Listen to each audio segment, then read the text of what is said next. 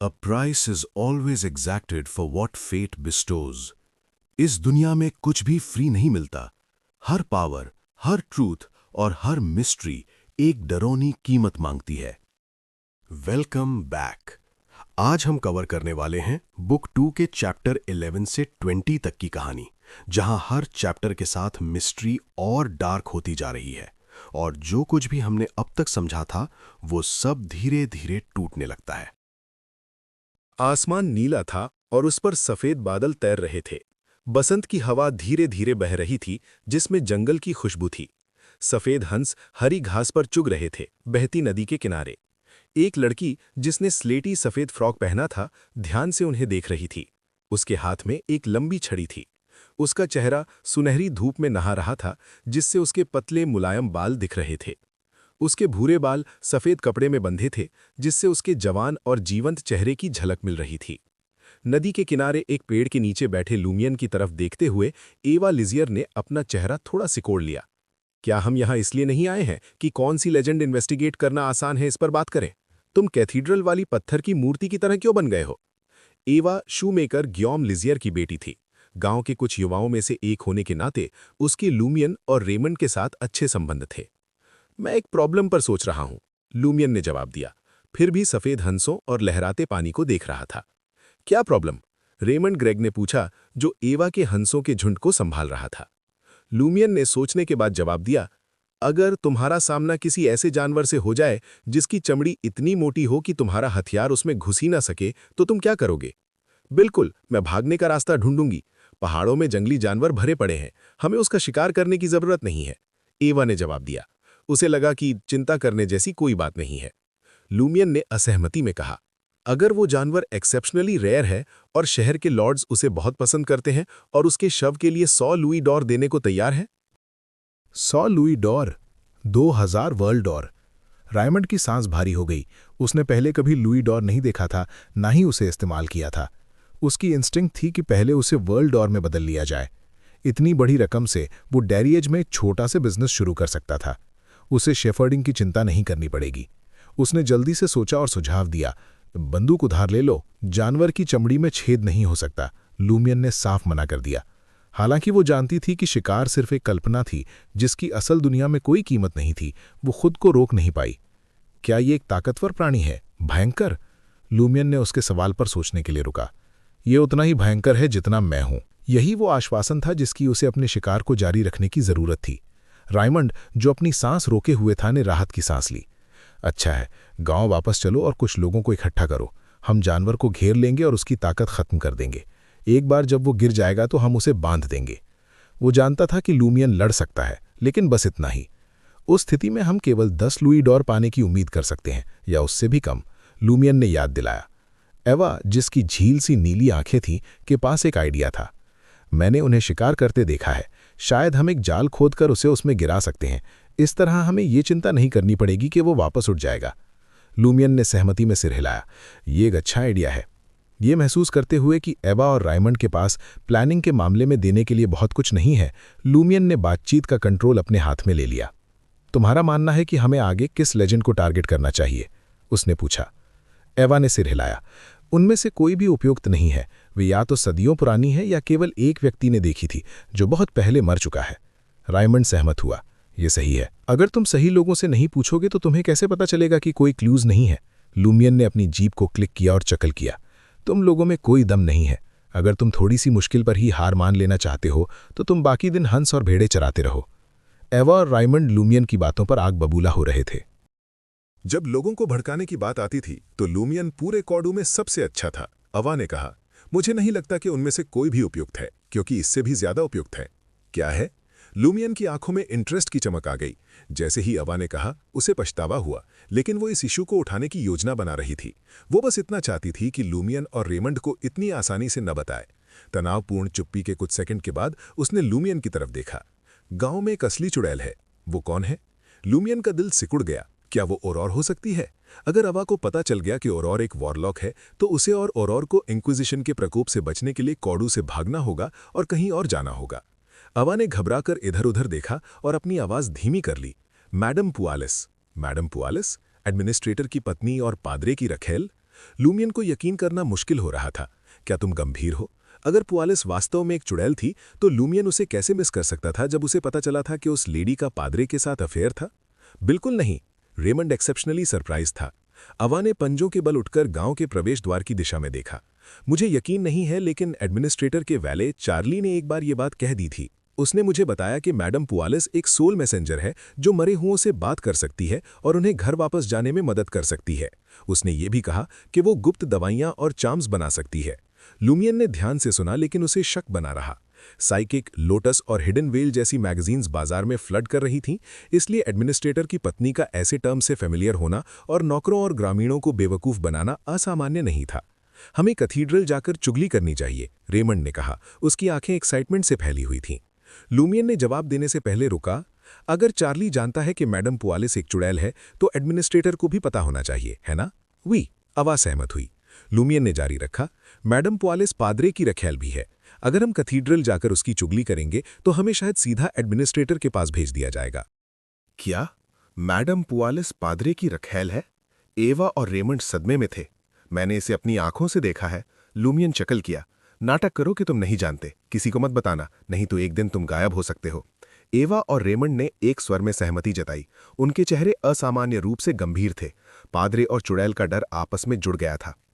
अगर हम कंफर्म कर सकते हैं कि मैडम पुआलिस एक चुड़ैल है तो हम डायरिएट जाएंगे और मास में बिशप को बताएंगे। लूमियन ने उन्हें आश्वासन दिया। रेमंड ने तत्परता से सिर हिलाया। चुगली करने से पहले उन्हें पूरा यकीन होना चाहिए था, नहीं तो अगर मैडम पुआलिस निर्दोष निकली तो वे मुसीबत में पड़ जाएंगे। इन मामलों पर चर्चा करने के बाद लूमियन, जो कोई समय बर्बाद नहीं करना चाहता था, खड़ा हुआ और एवा और रेमंड से कहा, मैं चलता हूं अपनी पढ़ाई पर वापस, नहीं तो और लकड़ी की छड़ी लेकर मेरा पीछा करेगी। तुम दोनों हंसों का ध्यान रखना। ठीक है। रेमंड एवा के साथ अकेले रहने की पॉसिबिलिटी पर बहुत खुश था। एवा अप्रसन्न लग रही थी। जैसे ही लूमियन कॉडू के पास पहुंचा, उसने अपनी पटरी छिपानी शुरू की। हर समय इस बात पर ध्यान देता रहा कि आसपास कोई है या नहीं। उसे केयरफुल रहना था, खासकर अब जब पादरे और उसके क्रू उसके पीछे पड़े हुए थे। उसके ऑब्जर्वेशंस के अनुसार पादरे गियोम बेनेट आसानी से माफ करने वाला नहीं था। वो ओल्ड टैवर्न की तरफ बढ़ा, जितना हो सके अदृश्य रहने की कोशिश कर रहा था। अचानक उसने दूर से घंटियों की आवाज़ सुनी।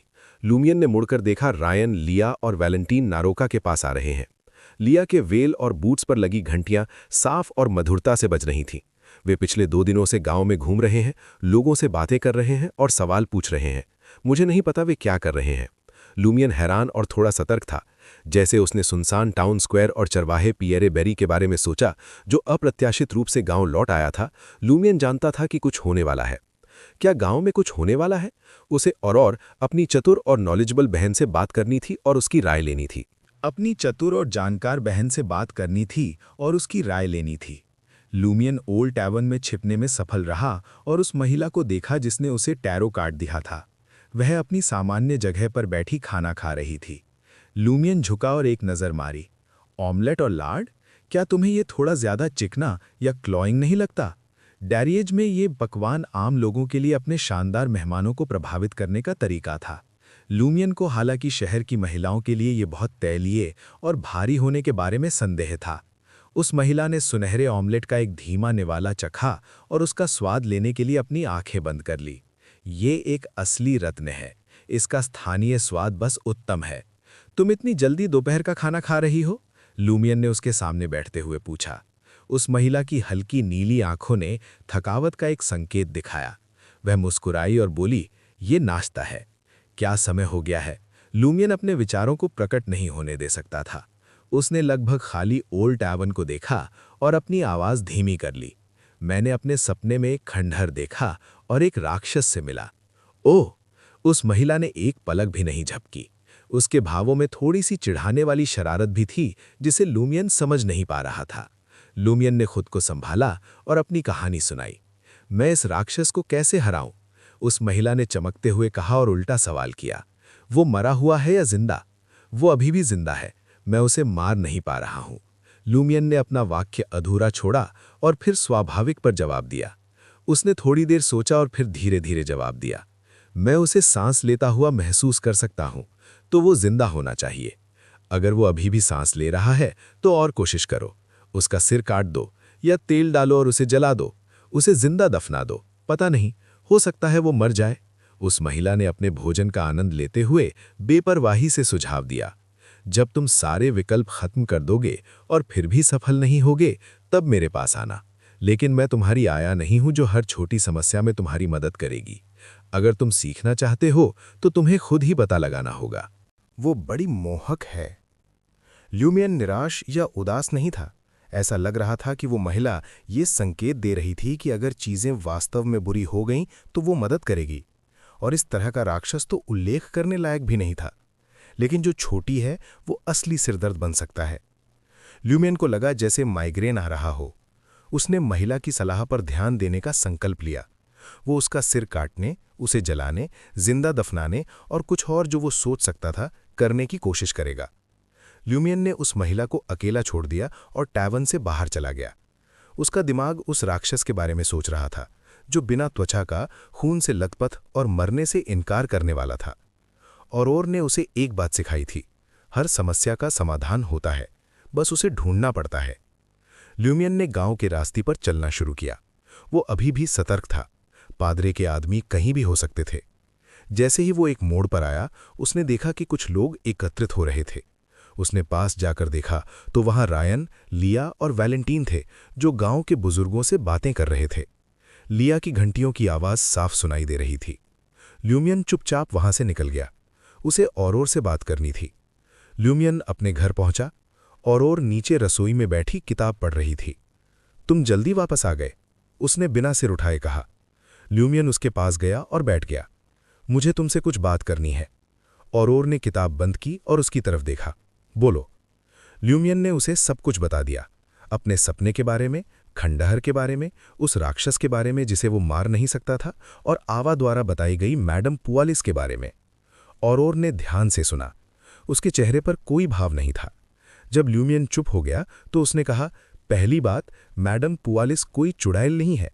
वो सिर्फ एक औरत है जो थोड़ा बहुत जादू का नाटक करती है। तुम्हें कैसे पता? ल्यूमियन ने पूछा। क्योंकि मैं असली चुड़ैल को पहचान सकती हूं और वो नहीं है। औरोर ने आंखें घुमाईं। दूसरी बात, उस राक्षस के बारे में, तुमने उसका सिर काटने की कोशिश की?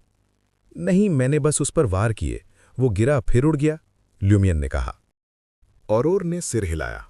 तो पहले उसका सिर काटने की कोशिश करो। अगर वो काम नहीं करता तो उसे जलाओ।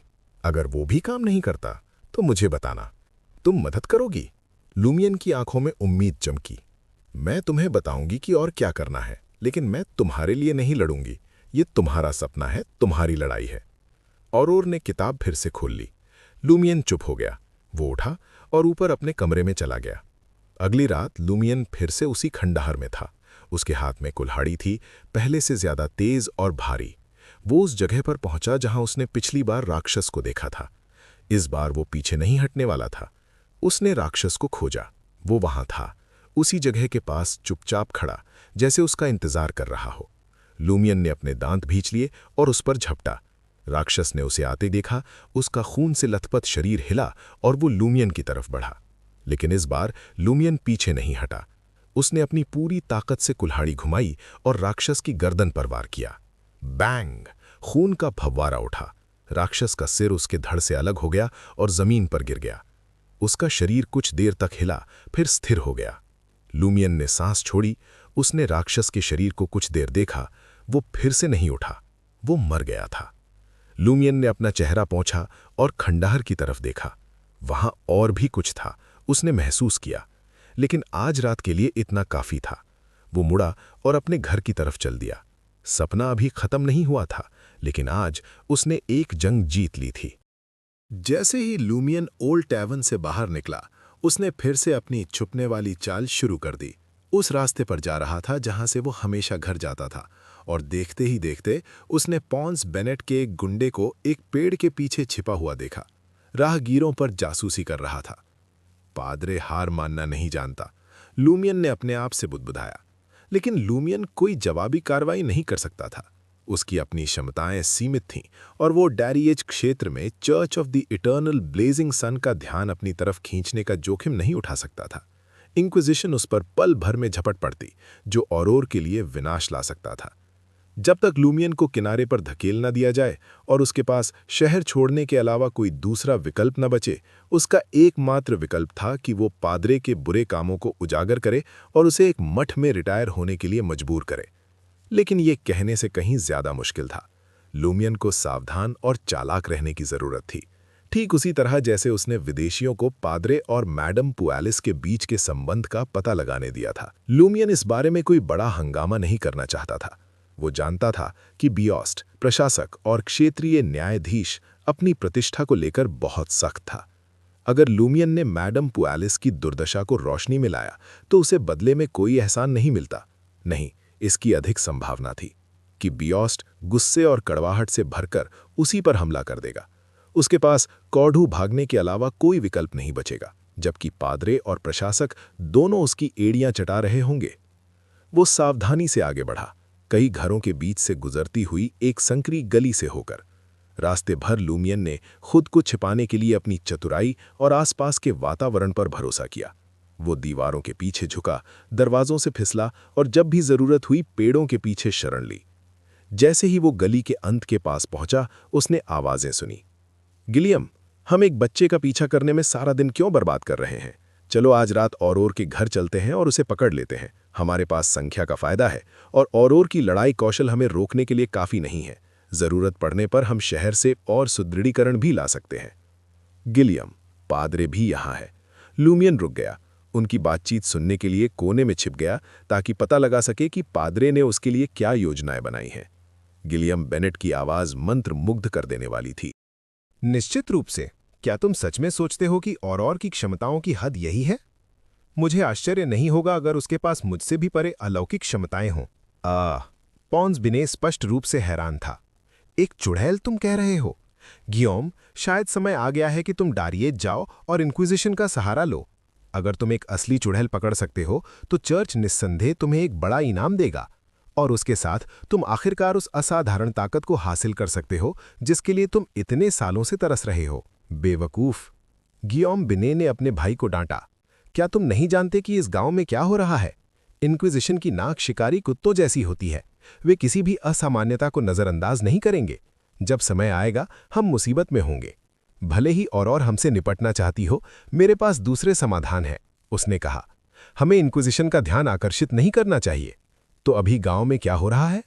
ल्यूमियन ने इस मामले को गंभीरता से लिया और उत्सुक था।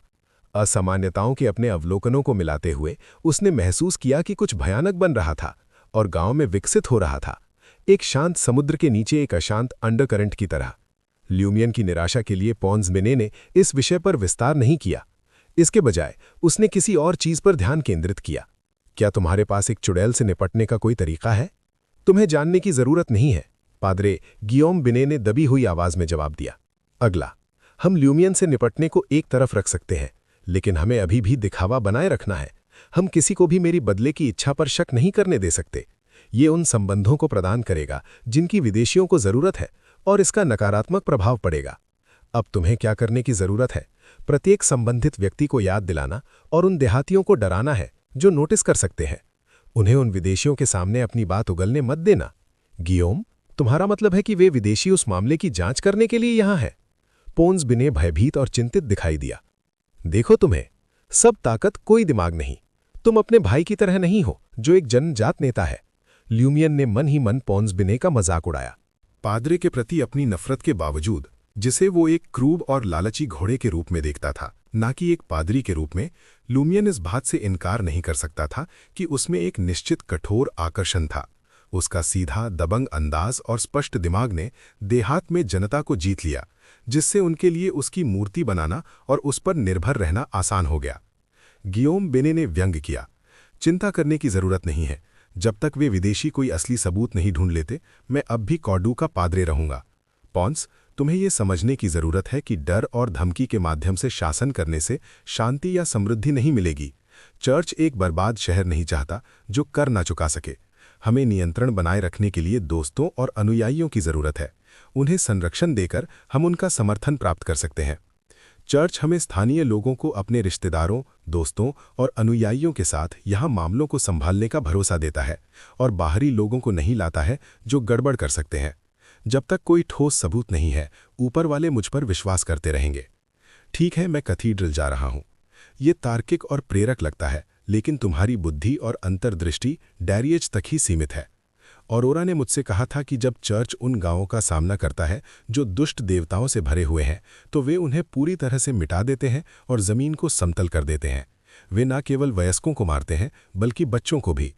लूमियन ने खुद को गियोम बेने के शब्दों से लगभग विचलित पाया।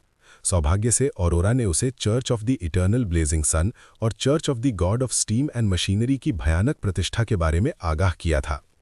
पादरे के जाने के बाद लूमियन ने एक अलग रास्ता लिया और बिना किसी नुकसान के घर वापस पहुंच गया। ऑरोरा एक साफ एप्रन पहने हुए ओवन के आसपास हलचल मचा रही थी। तुम क्या कर रही हो? लूमियन ने उत्सुकता से पूछा। दोपहर के खाने में अभी भी 2 घंटे बाकी थे। ऑरोरा ने अपने सुनहरे बालों का एक लट अपने कान के पीछे टिकाया और मुस्कुराई। एक नई टोस्ट रेसिपी आजमा रही हूं, चावल की रोटी। तुम्हें इतनी सारी मुसीबतें उठाने की जरूरत नहीं है। लूमियन अपने दिल की गहराइयों से भावुक हो गया। उसका मानना था कि ऑरोरा उसके लिए विशेष कुछ बनाने के लिए अपने रास्ते से हट रही है। ऑरोरा ने खिलखिलाकर कहा और पलटवार किया, तुम क्या सोच रहे हो? क्या तुम इससे ज्यादा आत्मकेंद्रित हो सकते हो? मेरे लिए बेकिंग मनोरंजन का एक रूप है, समय बिताने का एक शानदार तरीका है, तुम समझे? तो फिर तुम बाहर जाना क्यों पसंद नहीं करती? बाहर भी बहुत मजा है, लूमियन ने पूछताछ की। उसे हमेशा लगता था कि ऑरोर एक घर में रहने वाली थी, क्योंकि वो अपनी वॉरलॉक स्थिति के जोखिमों के बारे में बहुत चिंतित थी। ऑरोर ने अपना सिर घुमाया और उसे एक बेरहमी भरी नजर दिखाई। तुम्हारा मतलब शराब पीना और जुआ खेलना है? याद रखना, मैं अपनी खुद की हूं, दूसरों पर निर्भर या उनसे जुड़ी नहीं हूं। लूमियन ने उसके कथन के पहले भाग को समझ लिया, लेकिन बाद वाले से हैरान था। हाँ, क्या तुम इस पर विस्तार से बता सकती हो? ऑरोर ने उसे एक जानलेवा नजर दिखाई। लंबी कहानी को संक्षेप में, तुम्हारी बहन ज्यादातर समय एक बड़ी अंतर्मुखी है। ज्यादातर समय से तुम्हारा क्या मतलब है? लूमियन ने उलझन में पूछा। मनुष्य चलते फिरते विरोधाभास है, ऑरोर ने मुड़कर ओवन की ओर देखते हुए सोचा। क्या तुम्हें याद नहीं, कभी कभी मैं एक बातूनी होती हूँ, बूढ़ी औरतों की गपशप सुनने के लिए बाहर निकलने के लिए उत्सुक होती हूँ। दूसरी बार मैं बच्चों के साथ खेलूंगी और उन्हें किस्से सुनाऊंगी। हर अब और फिर मैं खुल जाऊंगी और मैडम पुआलिस के घोड़े की सवारी करके पहाड़ों के आसपास जाऊंगी, अपने फेफड़ों के शीर्ष पर चिल्लाती हुई। उस समय तुम ओस से चूमे हुए गुलाब की तरह चमक रही थी, लोगों को अंदर खींच रही थी, केवल उन्हें चुभाने के लिए। लूमियन अपने आप से बुदबुदाने के अलावा कुछ नहीं कर सका। चूंकि मैडम पुआलिस का जिक्र आ गया था, लूमियन ने विषय बदलने का फैसला किया। और ग्रैंड सर, मैंने मैडम पुआलिस के बारे में एक अफवाह सुनी है। क्या है? ऑरोर ने अपनी उत्सुकता नहीं छिपाई। वो एक वॉरलॉक है जो मरे हुओं से बात कर सकती है। लूमियन ने अपनी बहन को वो सब बताया जो एवा ने बताया था। उसने अपने द्वारा देखी गई विसंगति और गिलियॉम बेने की टिप्पणियों का भी जिक्र किया।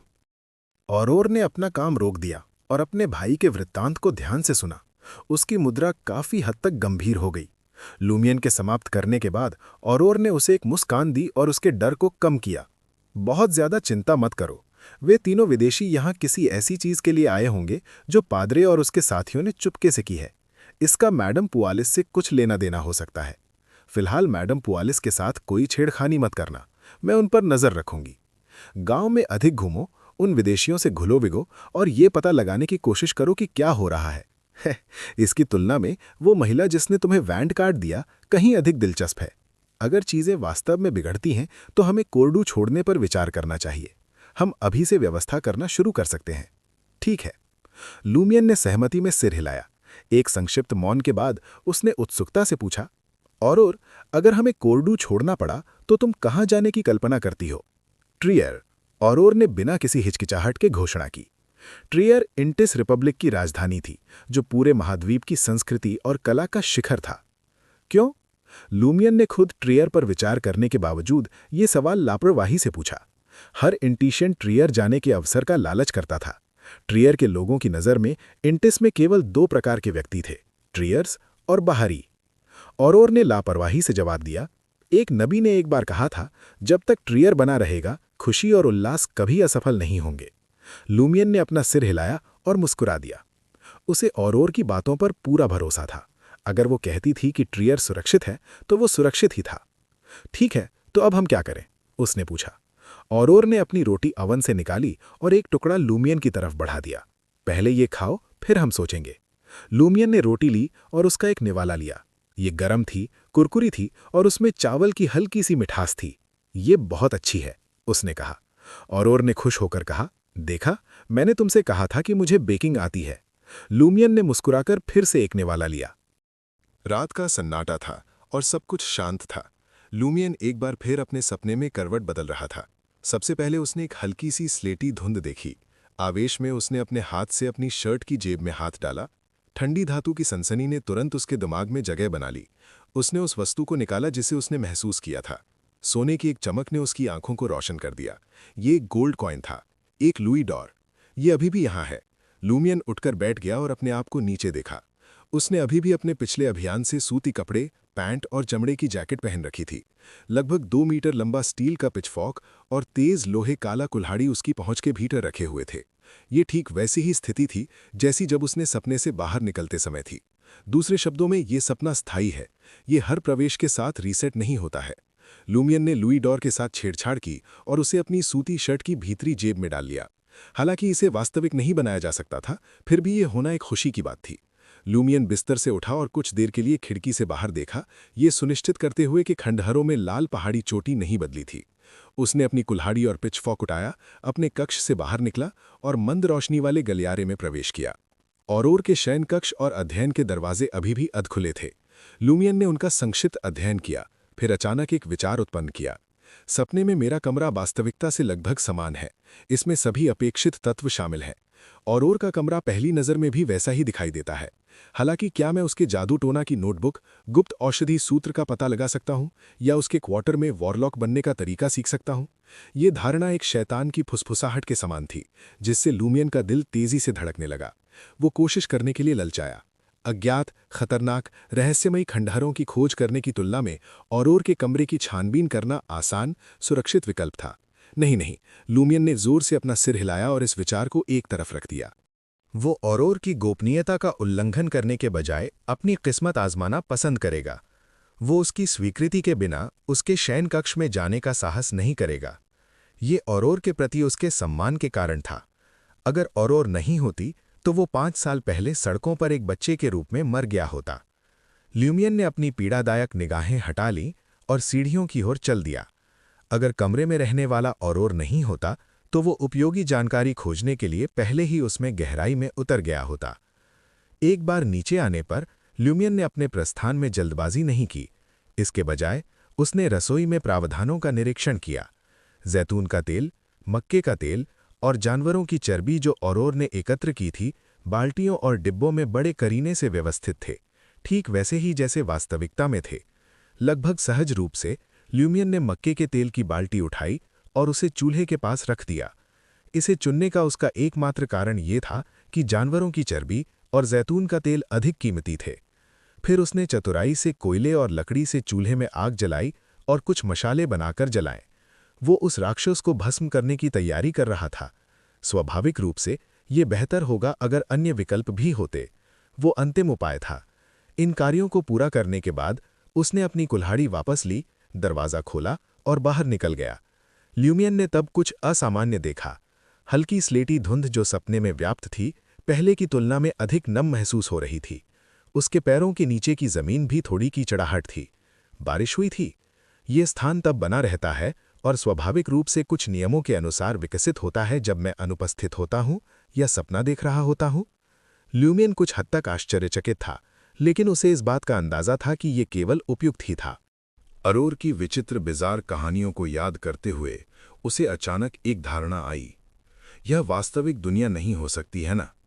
मेरा सपना वास्तविक दुनिया से जुड़ा है। वो टैरो कार्ड मुझे सपने और सचेत होते हुए खंडहरों के बीच की बाधा को पार करने में सक्षम बनाता है। ल्यूमियन ने तेजी से अपने आसपास का सर्वेक्षण किया और महसूस किया कि सपने की परिधि पर खंडहरों के दोनों ओर एक अंतहीन सलेटी कोहरा सीमा बनाता था। मैं बाद में जांच करूंगा। मैं खंडहरों में कदम नहीं रखूंगा। मैं सलेटी कोहरे के बाहर टहलूंगा और देखूंगा कि क्या सलेटी कोहरे से गुजरने के बाद यह एक अति यथार्थवादी और तर्कहीन सपना है, या यदि यह मूर्त भूमि, आकाश, गांव और कस्बा है। यदि ये पहला था तो यह संकेत करता था कि यह स्थान अभी भी एक सपना था। अगर ऐसा नहीं था तो ल्यूमियन को यह पुष्टि करनी थी कि यह दुनिया कौन सी थी। उसने अनुमान लगाया कि लुइस दौर के उपयोग के आधार पर यह स्थान अभी भी इंडिस रिपब्लिक में होने के रूप में था, लेकिन यह वर्तमान युग नहीं हो सकता था। यह एक ऐसा स्थान हो सकता था जो दशकों या सदियों पहले गायब हो गया था। हालांकि ल्यूमियन को लगा कि इस बात की अधिक संभावना थी कि वो चारों ओर से घेरने वाले सलेटी कोहरे से बाहर नहीं निकल पाएगा। उसने अपने विचार एकत्र किए और खंडहरों की ओर बढ़ा। वो ये नहीं भूले था कि सपने में प्रवेश करने का उद्देश्य उस राक्षस से लड़ने की कोशिश करना था। बजरी और दरारों से भरे कीचड़ वाले जंगल में 100 से 200 मीटर की दूरी तय करने के बाद ल्यूमियन अचानक रुक गया। उसने एक समस्या के बारे में सोचा।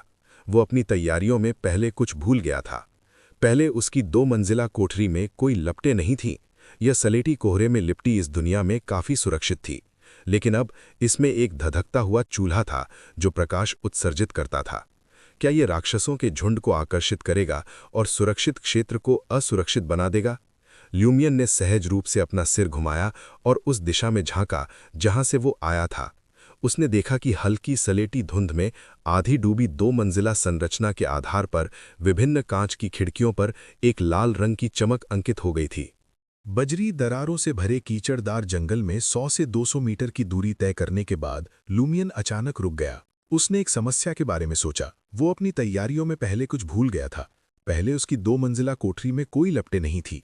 ये स्लेटी कोहरे में लिपटी इस दुनिया में काफी सुरक्षित थी, लेकिन अब इसमें एक धधकता हुआ चूल्हा था जो प्रकाश उत्सर्जित करता था। क्या ये राक्षसों के झुंड को आकर्षित करेगा और सुरक्षित क्षेत्र को असुरक्षित बना देगा? ल्यूमियन ने सहज रूप से अपना सिर घुमाया और उस दिशा में झांका जहां से वो आया था।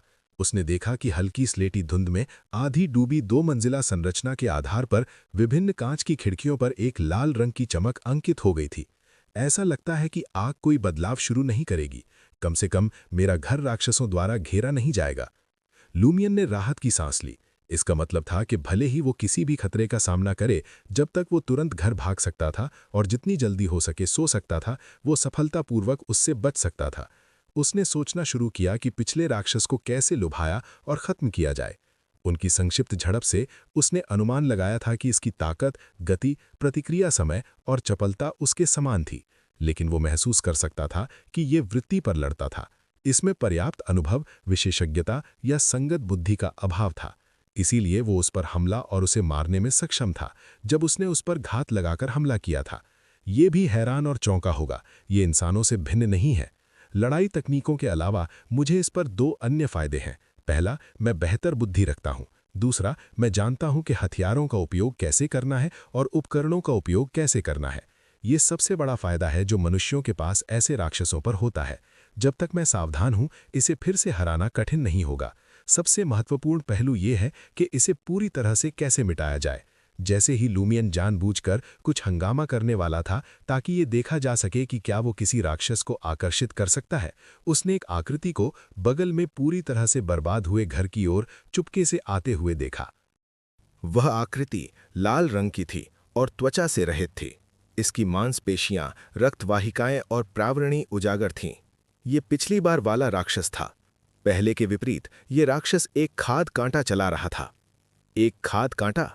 ये भी हथियारों का उपयोग करना जानता है? ल्यूमियन का चेहरा सख्त हो गया क्योंकि उसकी अभिव्यक्ति गंभीर हो गई। अनजाने में उसका आत्मविश्वास कुछ कम हो गया। जैसे ही राक्षस करीब आया और मुड़ा, ल्यूमियन ने उसकी पीठ, गर्दन और गर्दन के पिछले हिस्से पर अतिरंजित घाव देखे। हालांकि दरारों से मवाद रिसना बंद नहीं हुआ था और ऐसा लग रहा था कि ये ज्यादातर ठीक हो गया था। ये वास्तव में वही है जिसका मैंने पहले सामना किया था। इसकी स्वचिकित्सा क्षमता सामान्य मनुष्यों की तुलना में कई गुना बेहतर है। ल्यूमियन ने बिना आवाज के हाँफा। उसने खुद को रचना करने और स्थिति का तेजी से आकलन करने के लिए मजबूर किया। आंख की पलक झपकते ही ल्यूमियन एक निर्धारण पर पहुंचा। ये एक प्रमुख अवसर था और उसे इसे जब्त करना था जब वो इसका सामना करे। वो इसे फिसलने नहीं दे सकता था। उसने चुपचाप अपने पास पड़ा एक पत्थर की ईंट निकाला और वांछित स्थान पर राक्षस के आगमन का इंतजार किया। बस कुछ ही कदमों में राक्षस ल्यूमियन के हत्या क्षेत्र में प्रवेश कर गया। ल्यूमियन ने अचानक राक्षस के पीछे जमीन पर पत्थर की ईंट फेंकी। थड़! पत्थर की ईंट ने खड़खड़ाहट की, जिससे राक्षस चारों ओर घूमा और हमलावर की जांच की।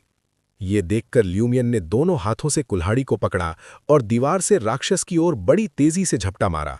धाम!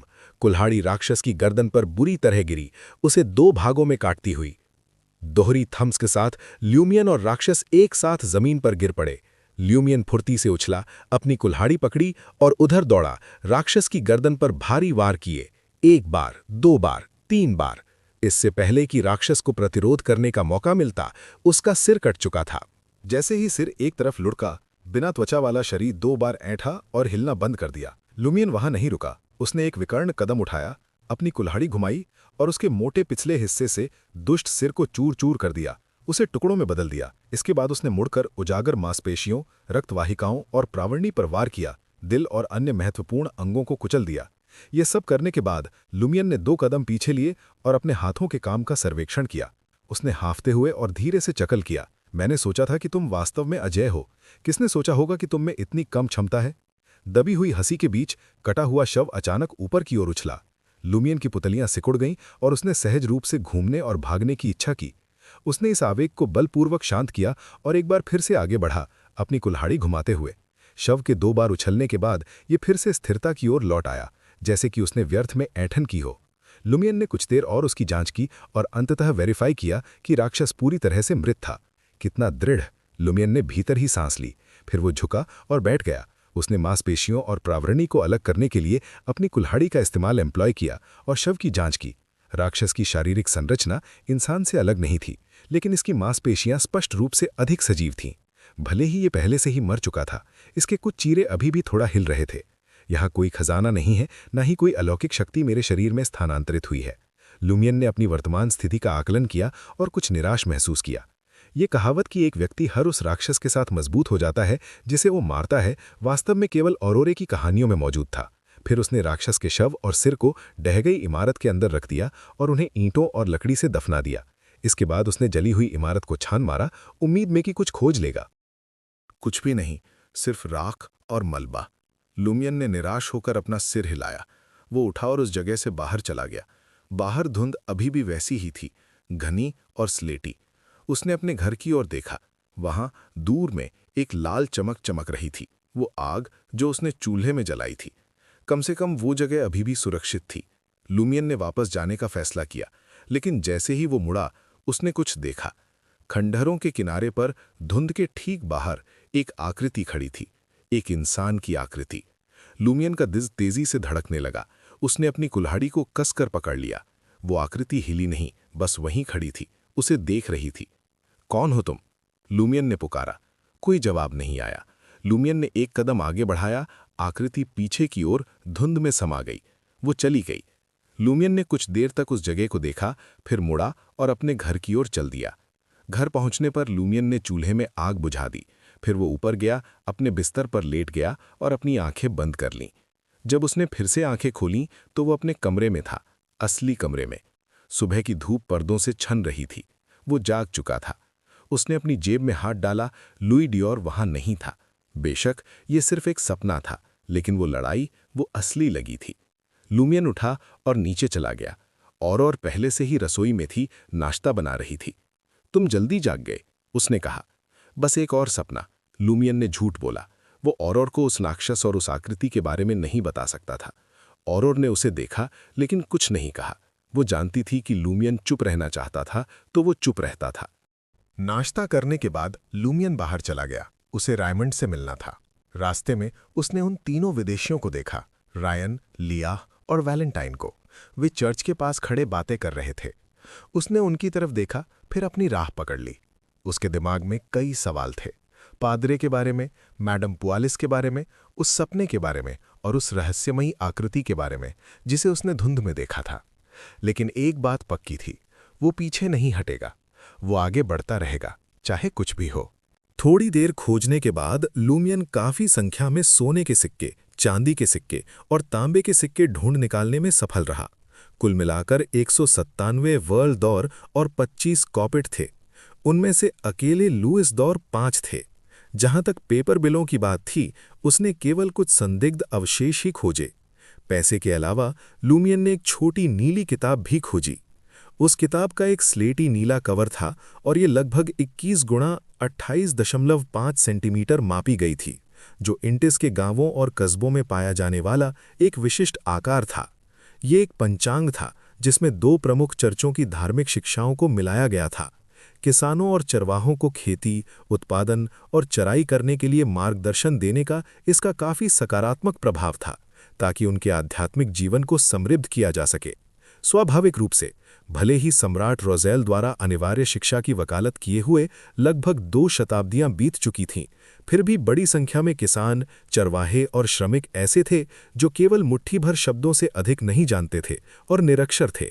वे केवल अपने आसपास के कुछ लोगों के स्पष्टीकरण पर भरोसा कर सकते थे, ताकि नीली किताब से उन्हें आवश्यक निर्देश प्राप्त हो सकें, जिसे शाब्दिक रूप से लीव्र ब्लू के नाम से जाना जाता था। लूमियन ने लापरवाही से कुछ पन्ने पलटे और महसूस किया कि लीव्र ब्लू उसकी अपनी किताब से अलग नहीं थी, बस ये समग्र रूप से थोड़ा पुराना दिखाई देता था। यहाँ लीव्र ब्लू और इतना सारा वर्ल्ड दौर है। ये परिवार निस्संदेह देहात में अच्छी स्थिति में है। कोडू में ऐसे 5 से अधिक परिवार नहीं है।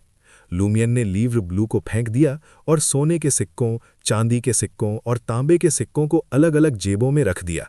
कुछ को सूती शर्ट की जेब में गहराई से छिपाया गया था, कुछ को उसकी पैंट की जेब में टक किया गया था और कुछ को उसके चमड़े की जैकेट की जेब में बेतरतीब ढंग से भर दिया गया था।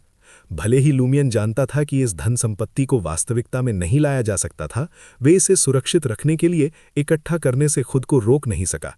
सोने, चांदी या तांबे के ये छोटे ट्रिंकेट बस अप्रतिरोध्य थे। आवारा के रूप में अपने दिनों के दौरान वो हर उस सिक्के को संजो कर रखता था जो उसे मिलता था, भले ही वो सिर्फ एक कॉपिट या एक लिख ही क्यों न हो। वो अक्सर दूसरों के साथ उनके लिए लड़ता था और उन्हें प्राप्त करने के लिए जोखिम उठाता था। क्षेत्र की टोह लेने के बाद लूमियन ने अपनी कुल्हाड़ी उठाई और लाल भूरे पहाड़ी चोटी के करीब ढह गई इमारत की ओर रेंगता हुआ गया। वो गहरा और गहरा आगे बढ़ा। हर बार जब वो रिंग के केंद्र में खाली जगह को पार करता तो उसे आशंका होती थी कि दर्जनों राक्षस बिना किसी आवरण वाले क्षेत्र में अचानक उस पर घात लगा देंगे। हल्की स्लेटी धुंध में लूमियन नीचे झुका और आधी ढह गई पत्थर की दीवार के पीछे छिप गया। वो वहां बैठ गया और अपने रूप को छुपाने के लिए इसका उपयोग किया। उसने सावधानी से अपना सिर बाहर निकाला और सामने वाले क्षेत्र का सर्वेक्षण किया। ये नष्ट हुई इमारतों की 2 पंक्तियों के बीच एक संकरी पट्टी थी। वहां कोई पेड़ नहीं थे, कोई खरपतवार नहीं थे, बस बजरी, दरारें और गंदगी थी। अचानक एक आकृति लूमियन की दृष्टि में कूद गई। वो सामने वाली इमारत में खड़ी थी, किसी चीज को घूर रही थी। ये आकृति एक हुड के साथ एक काले बागे में लिपटी हुई थी। पीछे से देखने पर इसमें कुछ भी अजीब नहीं था। ये एक साधारण इंसान प्रतीत होता था। लूमियन का दिल सिकुड़ गया क्योंकि वो और भी अधिक सतर्क हो गया था। इस तरह के सपने के खंडहर में एक सामान्य व्यक्ति का दिखना एक राक्षस के दिखने से कहीं अधिक भयावह था। जैसे कि ये महसूस कर रहा हो कि कोई उसे देख रहा है, आकृति धीरे धीरे चारों ओर घूमी। लूमियन ने एक त्वरित नजर डाली, इससे पहले कि वो जल्दी से अपना सिर वापस अंदर खींच ले। वो दीवार से लग गया और हिलने की हिम्मत नहीं की। बस एक ही नजर के साथ उस पर यह प्रभाव पड़ा कि वो नरक या रसातल। आकृति वास्तव में एक इंसान थी, लेकिन उसके 3 चेहरे और 6 आंखें थीं। सामने वाले चेहरे पर बादल जैसी आंखें, विरल भौएं और असंख्य झुर्रियां थीं। वह स्पष्ट रूप से एक बूढ़ा व्यक्ति था। बाईं तरफ एक नुकीला चेहरा था जिसमें तेज नीली आंखें और एक घनी काली दाढ़ी थी, जिससे वह एक मोटे ताजे व्यक्ति जैसा दिखाई देता था। दाईं तरफ की त्वचा चिकनी और नाजुक थी, जैसे छिला हुआ अंडा हो। नीली आंखों से स्पष्ट मासूमियत और अज्ञानता झलक रही थी। ऐसा लगता था मानो यह 5 साल के बच्चे से एक दिन भी अधिक का न हो। यह किस तरह का राक्षस है? लूमियन ने अपनी सांसों को नियंत्रित करने की कोशिश की ताकि उसका दिल तेजी से धड़कने से बच सके। और की डरावनी कहानियों में भी ऐसा राक्षस कभी नहीं उभरा था। केवल सबसे गहरे और सबसे बेतुके दुष्स्वप्न में ही इसका सामना किया जा सकता था। हालांकि किसी व्यक्ति को उसके दिखने से आंकना अच्छा नहीं था, लूमियन ने सहज रूप से महसूस किया कि 3 मुख वाला राक्षस पहले वाले बिना त्वचा वाले राक्षस की तुलना में कहीं अधिक शक्तिशाली था। इसके अलावा इस बात की उच्च संभावना थी कि इसमें असाधारण क्षमताएं थीं। इटर्नल ब्लेजिंग सन, महान पिता, कृपया मेरी रक्षा करें ताकि इसके द्वारा मेरा पता न चले। यह दृश्य देखने के बाद लूमियन इटर्नल ब्लेजिंग सन से प्रार्थना किए बिना नहीं रह सका। अगर वह एक हाथ में कुल्हाड़ी नहीं पकड़े हुए होता और एक खतरनाक वातावरण में नहीं होता तो वह सूर्य के आराधना का प्रतीक बनते हुए अपनी बाहों को फैला दिया होता। उस समय ऐसा लगता था मानो समय स्थिर हो गया हो। लूमियन का मानना था कि वह मतिभ्रम कर रहा हो सकता है। ऐसा लग रहा था मानो किसी की निगाहें दीवार के माध्यम से उसकी पीठ पर पड़ गई हों। उसकी पीठ तुरंत अकड़ गई और कुछ गर्म महसूस हुई। बस 1 या 2 सेकंड में भ्रम गायब हो गया और भारी कदमों की आवाज दूर में चली गई।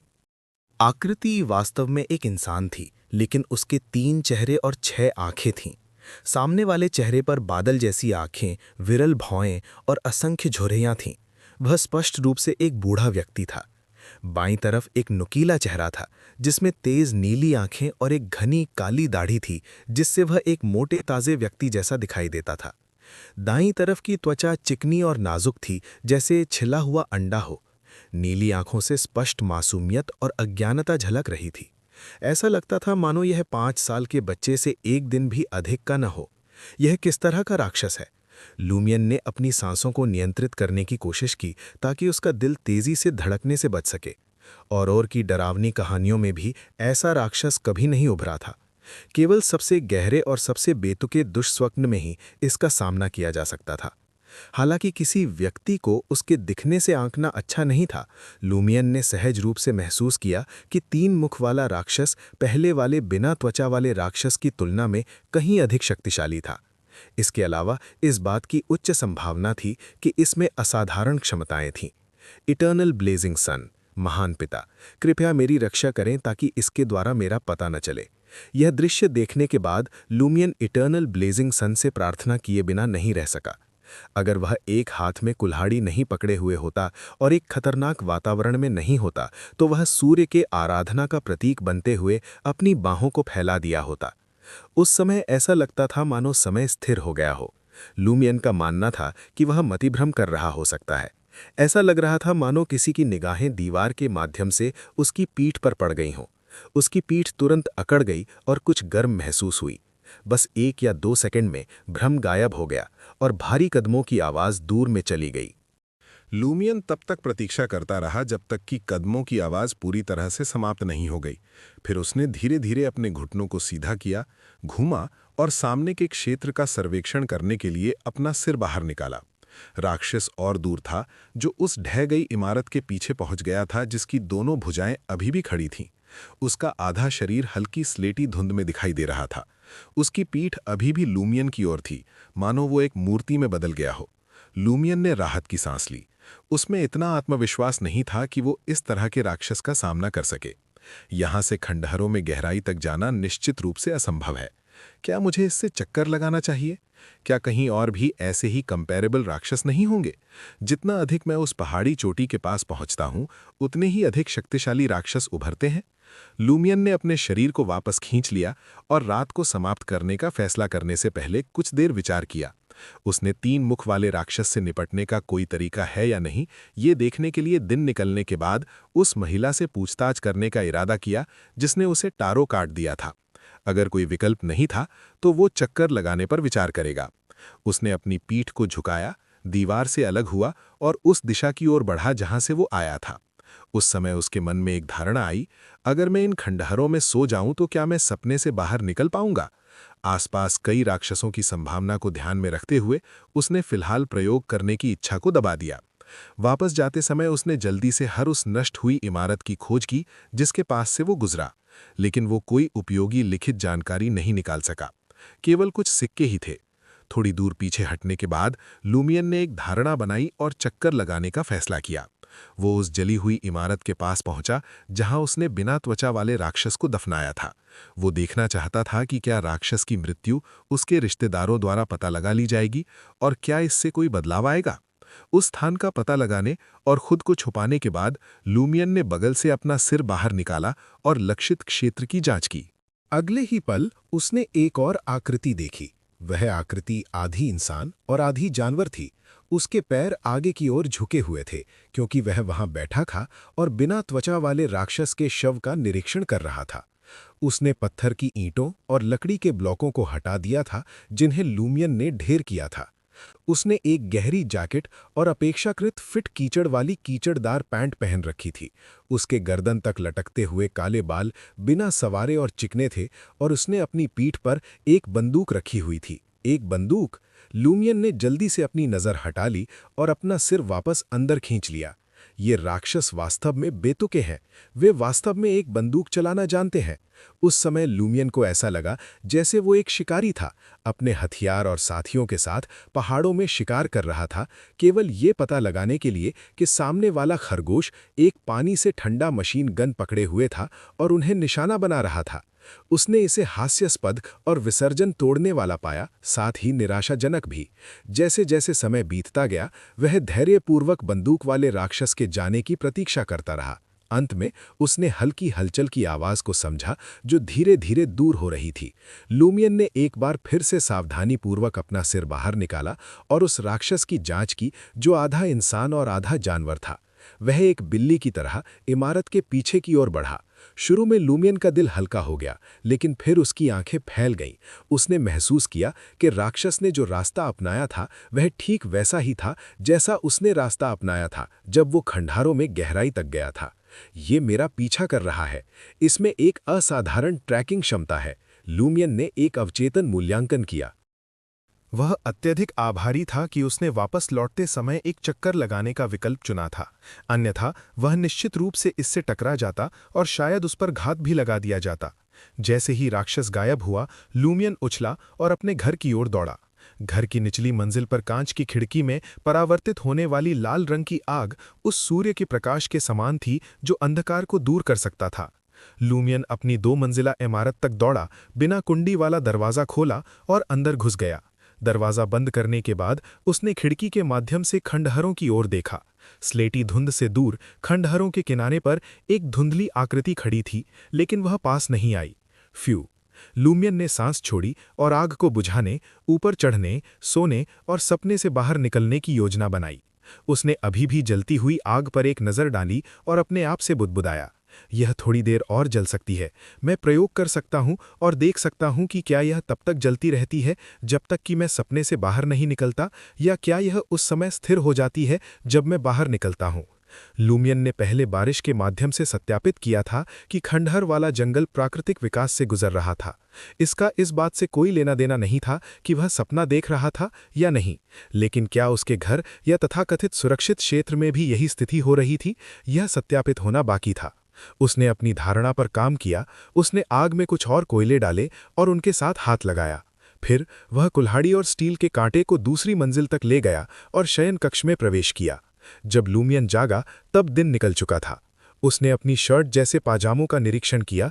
जैसी कि उम्मीद थी, वह यह खोज करके निराश हो गया कि सोने के सिक्के, चांदी के सिक्के और तांबे के सिक्के उसके साथ वास्तविकता में नहीं आए।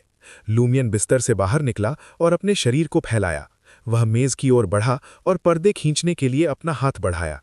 आवाज के बीच एक हल्की और ताजगी भरी चमक अंदर आ गई। जैसे ही खिड़की खुली, ताज़ी और जैविक हवा ने लूमियन के नथुनों पर आक्रमण किया। वह खुद को फैलाने से खुद को रोक नहीं सका। उसे लगा कि जल्दी उठना कभी-कभी काफी सुखद होता है। बेशक, ये सम्राट रोजेल द्वारा शुरू किए गए देशभक्ति सार्वजनिक स्वास्थ्य अभियान के कारण भी था। ये बाद के शासकों के कारण भी था, जिन्होंने इसे संरक्षित किया और केवल इसका नाम बदला। उसने अपने आसपास का सर्वेक्षण किया, कभी दूर के जंगल की ओर देखता था, कभी आकाश में नारंगी लाल बादलों की जांच करता था और कभी घर के बाहर के खरपतवारों का अवलोकन करता था। अचानक लूमियन की नज़र जम गई। उसने एक बड़े पक्षी को दूर नहीं, एक एल्म के पेड़ पर बैठा हुआ देखा। उसकी एक नोकदार चोंच थी, एक बिल्ली जैसा चेहरा, बिखरे हुए धब्बों के साथ भूरे पंख थे, भूरे पीले रंग की आंखें और काली पुतलियां थीं, जिससे ये एक तेज दिखने वाला पक्षी बन रहा था। ये एक उल्लू था। ऐसा लग रहा था मानो वो लूमियन को देख रहा हो। लूमियन स्थिर हो गया। उसकी नज़रें उस उल्लू पर टिकी हुई थीं। वो वही उल्लू था जिसके बारे में नरोका और दूसरे बुजुर्गों ने बताया था। वो उल्लू जो उस वॉरलॉक की मौत के समय प्रकट हुआ था। लेकिन ये बहुत साल पहले की बात थी। ये उल्लू इतने लंबे समय तक जीवित कैसे रह सकता था? जब तक ये वही उल्लू नहीं था, या फिर ये कोई साधारण उल्लू नहीं था। लूमियन ने धीरे से एक कदम पीछे लिया। उल्लू ने अपना सिर उसकी हरकत के साथ घुमाया। वो पक्षी उड़ा नहीं, बस वो वहीं बैठा रहा, उसे देखता रहा। लूमियन ने गहरी सांस ली। उसने अपनी आंखें मूंद लीं, फिर से खोली और फिर से उल्लू की ओर देखा। वो अभी भी वहां था। तुम क्या हो? लूमियन ने धीमी आवाज में पूछा। उल्लू ने कोई जवाब नहीं दिया।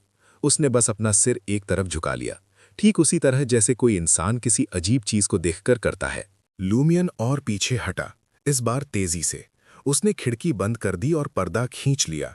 उसका दिल तेजी से धड़क रहा था। वो उल्लू, ये सिर्फ एक संयोग नहीं हो सकता था। ये उस सपने से जुड़ा था, ये खंडहरों से जुड़ा था, ये उस वॉरलॉक से जुड़ा था जो कभी उसी जगह पर रहता था जहां अब वो और औरोर रहते हैं। लूमियन ने कपड़े बदले और नीचे चला गया। औरोर रसोई में थी, नाश्ता बना रही थी। तुम पीले दिख रहे हो, उसने कहा।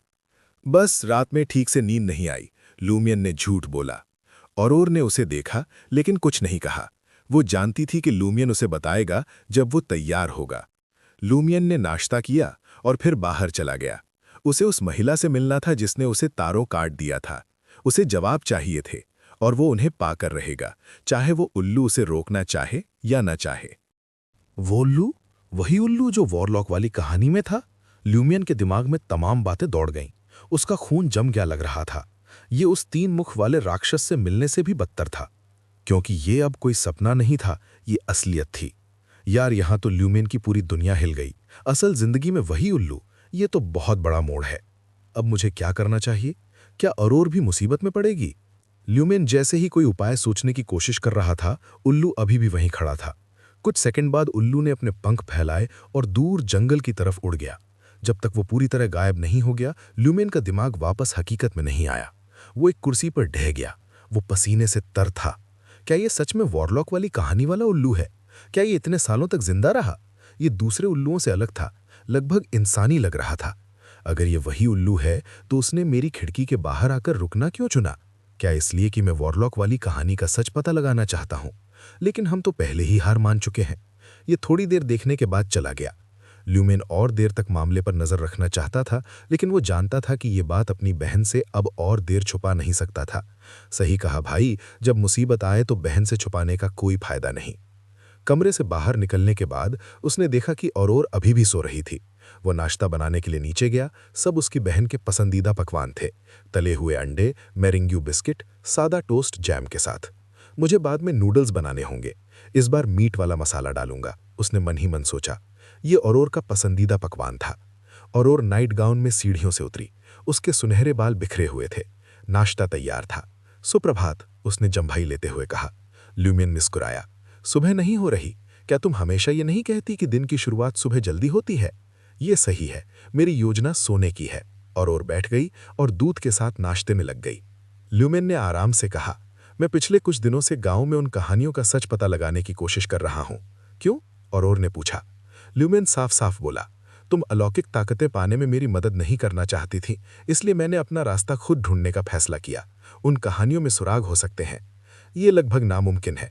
सालों में कहानियां बिगड़ चुकी हैं, या किसी पागल ने सपने में देखा होगा। हाँ, ये भी हो सकता है कि किसी ने बहाने के तौर पे कहानी बनाई हो, और तुम्हारे जैसे रबर नेकरों का भी हाथ है। ये रबर नेकर शब्द औरोर ने कहाँ से सीखा? ये लड़की कुछ अलग ही है। क्या? ल्यूमियन नहीं समझा। मतलब उन लोगों से जो उस झमेले में अपने आप शामिल हो जाते हैं जिससे उनका कोई लेना देना नहीं। औरोर ने समझाया, तुमने कुछ मुसीबत खड़ी कर दी है और अब तुम्हारे पास मदद मांगने के अलावा कोई चारा नहीं। इसे हादसा कह सकते हैं, लूमियन ने कहा। मेरा पहला निशाना वॉरलॉक वाली कहानी था। कौन सी वॉरलॉक वाली कहानी? औरोर उलझन में थी। लूमियन हैरान हुआ। तुमने नहीं सुना? बहुत समय पहले गांव में एक बंदा अचानक मर गया। जब उसे दफनाया जा रहा था, एक उल्लू आया और उसके बिस्तर के पास बैठ गया। जब तक लाश नहीं उठाई गई वो वहीं रहा। फिर लाश बहुत भारी हो गई। ताबूत खींचने में 9 बैल लगे। तब पता चला कि वो बंदा वॉरलॉक था। और ध्यान से सुन रही थी। मैंने ऐसी कोई कहानी नहीं सुनी। लूमियन को हैरानी हुई। और हमेशा गपशप में अप टू डेट रहती थी। ये मानना मुश्किल था कि उसने ये कहानी नहीं सुनी, लेकिन इससे भी दिलचस्प बात ये थी कि उसका घर ठीक उसी जगह बना था जहां वॉरलॉक का घर था। अब समझ आया, और शायद झूठ बोल रही है। कोई इतनी बड़ी कहानी कैसे नहीं सुन सकती? लूमियन को शुरू से ही शक था कि और वॉरलॉक के खजाने के लालच में यहां आई थी। और फिर? और ने पूछा। लूमियन ने सब सच बता दिया। हमने बुजुर्गों से पता किया, वॉरलॉक सच में था। चर्च ने उसका घर जला दिया और अब वो जमीन तुम्हारी है। और थोड़ी हैरान हुई। तो इसलिए उन्होंने मुझे ये ज़मीन सस्ते में बेची? चर्च ने वॉरलॉक के बदन को जला दिया, उसकी राख कब्रिस्तान में दफन है। हमने ये मामला छोड़ दिया, लेकिन आज सुबह मैंने अपनी खिड़की के बाहर वही उल्लू देखा। और का चेहरा गंभीर हो गया। क्या तुम्हें यकीन है? पक्के से नहीं, लेकिन वो साधारण उल्लू नहीं था। और ने सोचा, फिलहाल गांव से बाहर मत जाना, रात ढलने के बाद तब तक बाहर मत निकलना जब तक मैं मामले की जांच न कर लूं। मैंने तुम्हें अलौकिक ताकत के खतरों से आगाह किया था, देखो मुसीबत ने तुम्हें खुद ढूंढ लिया। सच कहा और ने, जो दिखता है वही होता है नहीं, कभी कभी मुसीबत खुद आती है। लूमियन ने सिर झुकाया। ग्रांड सर, मुझसे गलती हुई। उसने बात बदली। क्या तुम्हारे पेन पैल्स ने वापस पत्र लिखा? इतनी जल्दी? ऐसा नहीं है कि हम ई पोस्ट भेज रहे हैं, और ने कहा। लूमियन उलझन में था, लेकिन उसने ज्यादा नहीं सोचा। और अक्सर अजीब शब्द बोलती थी। ओल्ड टैवन के दरवाजे पर लूमियन खड़ा था। वो तीनों विदेशियों रायन, लिया और वैलेंटाइन की तलाश कर रहा था। तीनों अंदर शानदार नाश्ता कर रहे थे, ट्राउट रोल, वाइन और मेयोनीज ब्रेड। उसने उन्हें बिना परेशान किए छोड़ दिया। थोड़ी देर बाद जब वे गांव में घूमने की तैयारी कर रहे थे, लूमियन खुली बाहों के साथ उनके पास आया। सुप्रभात मेरे गोभी। फिर से वही मेरे गोभी वाला मजाक। ये लड़का कभी नहीं सुधरेगा। वैलेंटाइन का चेहरा बिगड़ गया। रायन थोड़ा शर्मिंदा लग रहा था। लिया मजे में थी। वे बिल्कुल वैसे ही कपड़े पहने हुए थे। शायद उनके पास कपड़े बदलने का मौका नहीं मिला था। सुप्रभात लूमियन, क्या बात है? रायन ने पूछा। लूमियन बोला, तुम लोग मेरे दोस्त हो। पिछले कुछ दिनों से तुम गांव में लोगों से बातें कर रहे हो। अगर कुछ पूछना है तो मुझसे पूछो। हम तुम्हारे जवाब पर भरोसा नहीं कर सकते, वैलेंटाइन ने टोका। रायन ने उसे चुप रहने का इशारा किया। लूमियन मुस्कुराया। तो दूसरों पर पूरा भरोसा कर सकते हो? लिया चुप रह गई। रायन ने सोचा, असल में हम किसी पर भी पूरा भरोसा नहीं कर सकते। अलग अलग लोगों से मिले जवाबों से हम कुछ अंदाजा लगाते हैं। तो मेरा जवाब सुनने में कोई हर्ज नहीं, लूमियन ने कहा। रायन चुप था। फिर उसने चारों तरफ देखा और बोला, हम यहां एक बंदे को ढूंढने आए हैं। पादरे को? लूमियन ने मुस्कुराते हुए पूछा। रायन ने सिर हिलाया। नहीं, हम पादरे से मिलकर इस बंदे के बारे में पूछने आए थे। वो कौन है? लूमियन ने दिलचस्पी से पूछा। मैं गांव का हर बंदा जानता हूं, मैं मदद कर सकता हूं। रायन ने कोई खुशी नहीं दिखाई। असल में हम नहीं जानते कि वो बंदा कौन है, कितने साल का है या कैसा दिखता है। हमें कुछ समय पहले एक बिना दस्तखत का पत्र मिला था। हम उसे लिखने वाले को ढूंढ रहे हैं। ये तो नया मोड़ है। कोई गुमनाम चिट्ठी? शायद यही असली मामला है। लूमियन समझ गया कि ये कोई मुखबिर की चिट्ठी हो सकती है। उसने उलझन दिखाते हुए पूछा, तो जब तुम गांव आए तो उस बंदे ने तुमसे संपर्क नहीं किया? नहीं, लिया ने जवाब दिया। शायद वो सुरक्षित महसूस नहीं करता और तुम पर भरोसा नहीं करता। क्या पत्र में लिखी बातों से कोई सुराग मिलता है? लूमियन ये जानने को उत्सुक था कि पत्र में क्या लिखा था। अगर ये पादरे के खिलाफ था तो वो मदद करेगा, लेकिन अगर इसमें और का नाम था तो उसे लेकर भागना पड़ेगा। रायन ने सिर हिलाया। पत्र में बस 2 साधारण लाइनें थीं।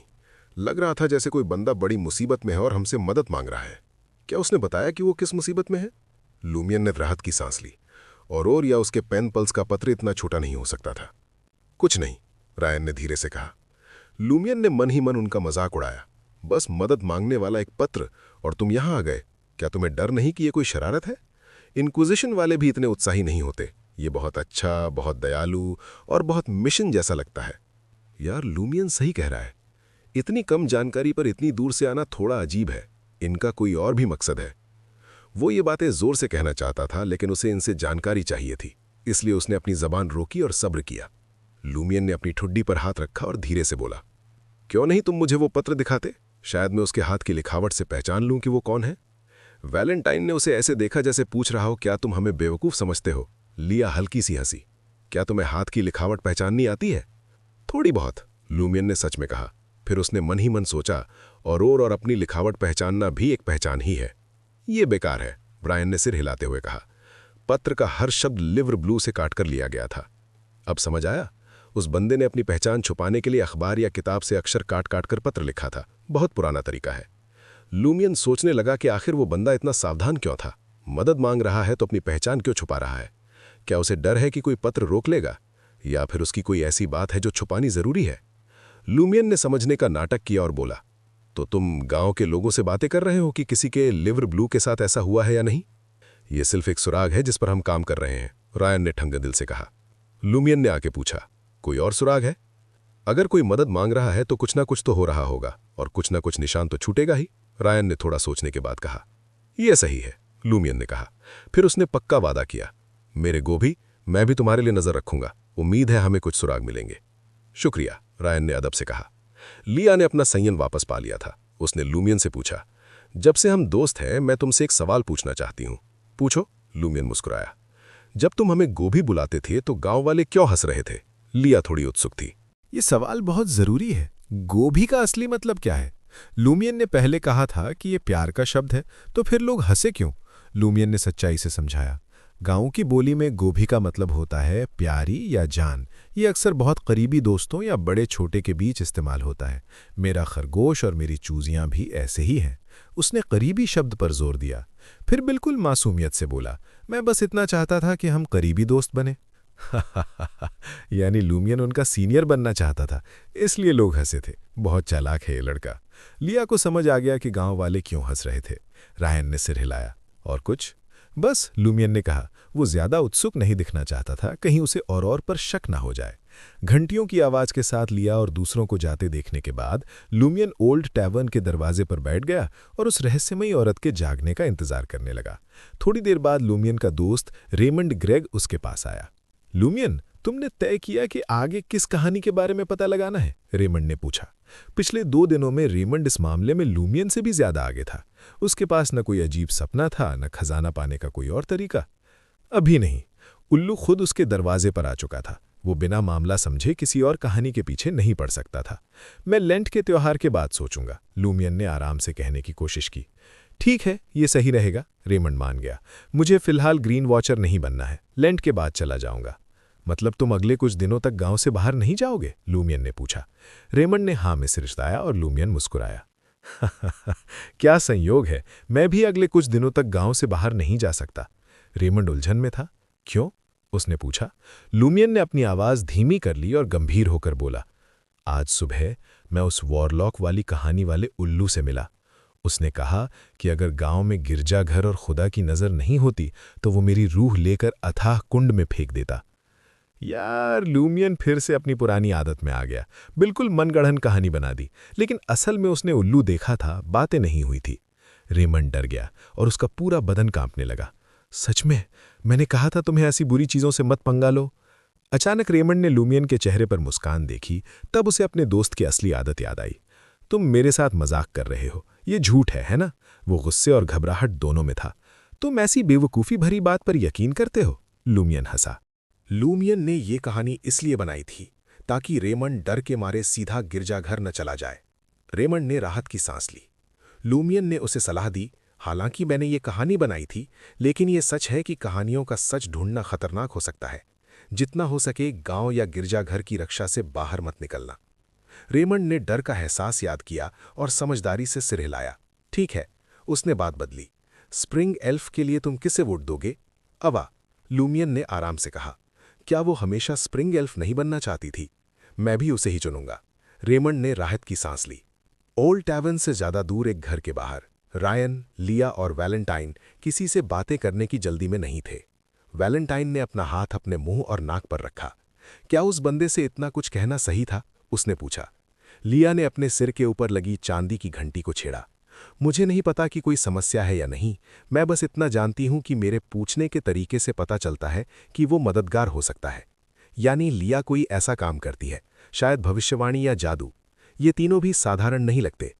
रायन ने अपनी बात समझाई। अगर हम मामले को नहीं पलट सकते तो थोड़ी जानकारी उगलना और लोगों में डर पैदा करना फायदेमंद हो सकता है। आगे हम उस पर और करीब से नजर रखेंगे, देखेंगे कि वो क्या करता है या किसे ढूंढता है। रेमंड के जाने के बाद लूमियन ओल्ड टैवर्न में आया और उस औरत को उसकी हमेशा वाली जगह पर बैठे देखा। उसने सफ़ेद ब्लाउज और ढीली हल्के रंग की पैंट पहनी थी और उसके हाथ के पास एक गोल पुआल की टोपी रखी थी जिसमें कुछ पीले फूल लगे थे। ये औरत रोज नए कपड़े पहनती है, बड़ी अमीर लगती है। लूमियन उसके पास गया और उसके सामने बैठ गया। उसने उसके नाश्ते पर एक नज़र डाली। एक मोटा सा कीमे वाला पका हुआ पकवान, कुछ डारियोल, कटे हुए मौसमी फल और हल्के रंग का एक पारदर्शी पेय जिसमें कुछ चीजें घुली हुई थीं। ये ओल्ड टैवर्न नहीं बना सकता, लूमियन ने कहा। फिर उसने पेय की तरफ इशारा करके पूछा, ये क्या है, शराब नहीं लगती? इसे वीनस सेक्रेड ऑयल कहते हैं, उस औरत ने आराम से जवाब दिया, ये चीनी और दालचीनी के पानी में वेनिला और पोस्ते मिलाकर बनाया जाता है। ट्रियर के एक बार ने इसे बनाया था। ये तुम्हें कहाँ मिला? क्या तुमने खुद बनाया? लूमियन ने पूछा। उसे शक था कि नज़दीकी शहर दारिएज में भी ऐसी चीज़ नहीं मिल सकती। उस औरत ने मुस्कुराकर कहा, एक मुसाफिर होने के नाते सही समय पर सही चीज़ें ढूंढना मेरी पेशेवर आदत है। लूमियन ने साफ साफ कहा, मैं नहीं समझा। फिर उसने कहा, मैंने पिछले राक्षस को खत्म कर दिया। इस बार मैं 2 और खतरनाक राक्षसों से मिला। उसने 3 मुख वाले राक्षस और बंदूक वाले राक्षस के बारे में बताया। मुझे लगता है कि उनमें आम इंसानों से बढ़कर ताकत है। मैं उनका सामना नहीं कर सकता। क्या कोई तरीका है उनसे निपटने का? अब असली सवाल, ये औरत लूमियन को जवाब देगी या नहीं? यही वो पल है। उस औरत ने डारियोल का एक टुकड़ा खाया और फिर मुस्कुराई। 3 मुख वाले राक्षस के बारे में मुझे नहीं पता, लेकिन बंदूक वाले राक्षस का सामना करने के लिए तुम पूरी तरह काबिल हो, बशर्ते कि तुम अपनी खासियत का इस्तेमाल करो। लूमियन हैरान और उलझन में था। खासियत? मुझ में ऐसा क्या खास है? लूमियन बहुत उत्सुक था। उसके दिमाग में तरह तरह के ख्याल आ रहे थे। वो खासियत क्या है? उस औरत ने वीनस सीक्रेट ऑयल का एक घूंट आराम से लिया, फिर बिल्कुल ठंडे लहजे में बोली, ये तुम्हें खुद सोचना होगा। यार, ये औरत भी ना सीधा जवाब देने की बजाय पहेली ही बना रही है। ये कहकर उसने थोड़ा सिर झुका लिया और अपने नाश्ते में लग गई। ऐसा लग रहा था जैसे उसकी और बात करने की कोई इच्छा नहीं है। लूमियन के मन में आया, तुम हर बात का आधा हिस्सा क्यों रखती हो और फिर मौका मिलने पर ही जवाब देती हो? क्या ये सबका समय बर्बाद करने जैसा नहीं है? वो मन ही मन उससे जल गया कि वो दूसरों को गुस्सा दिलाने में इतनी माहिर थी। उसने एक गहरी सांस ली, जबरदस्ती मुस्कुराया और अलविदा कह दिया। लूमियन ने बाकी का दिन घर पर ही बिताया। ये इसलिए नहीं था कि वो उल्लू से इतना डर गया था कि दिन में बाहर निकलने की हिम्मत नहीं कर रहा था, और ना ही इसलिए कि उसके पास करने को कुछ नहीं था। वो बस किसी का शक पैदा नहीं करना चाहता था। लूमियन ने ठान लिया था कि वो उस मदद मांगने वाले पत्र के पीछे की सच्चाई तक पहुंचेगा, जो लिया और उसके साथियों के पास था। उसे पता करना था कि उसमें क्या लिखा था और उसे किसने लिखा था। इसके लिए सबसे अच्छा तरीका था गांव की हर लीव्र ब्लो को पलटना और उसे ढूंढना जिसमें से शब्द काटे गए हों। एक ग्रामीण होने के नाते लूमियन इस काम के लिए सबसे सही था, लेकिन उन तीनों विदेशियों से बात करने के बाद वो झिझक रहा था, कहीं उसकी कोई हरकत किसी का ध्यान न खींच ले और मुसीबत न खड़ी कर दे। ये मामला जानबूझकर का था। लूमियन जानता था कि भले ही और उसकी रक्षा कर रही थी, लेकिन वो यकीन नहीं कर सकता था कि दूसरा पक्ष उसके खिलाफ कोई भी कदम नहीं उठाएगा। पिछले 2 सालों में उसने अच्छी तरह सीख लिया था कि मजाक करने की हद कहाँ तक है। ये सब उसके तजुर्बे की वजह से था। उसने योजना बनाई कि कुछ दिनों बाद वो लेंट के त्योहार के बहाने हर घर जाएगा। रात के खाने के बाद जब अंधेरा हो गया और अपने कमरे में चली गई। उसे एक लेख लिखना था जो बहुत दिनों से टला आ रहा था। लूमियन पढ़ने के कमरे में आया, सोचा कि वो सपनों से जुड़ी कुछ किताबें पढ़ेगा, शायद उसे अपने सपने के लिए कोई नया अंदाजा मिल जाए। घर में एक ही बैटरी वाला टेबल लैंप था जो और इस्तेमाल कर रही थी, इसलिए उसे वो केरोसिन का लैंप जलाना पड़ा, जिससे बदबू आती थी और रोशनी भी ठीक नहीं होती थी। वो लैंप लेकर उसने अपने हाथ को किताबों की पीठ पर फिराया। कभी कभी वो कोई किताब चुनकर अपनी बगल में दबा लेता। थोड़ी देर बाद वो 3 किताबें चुनकर मेज पर वापस आया।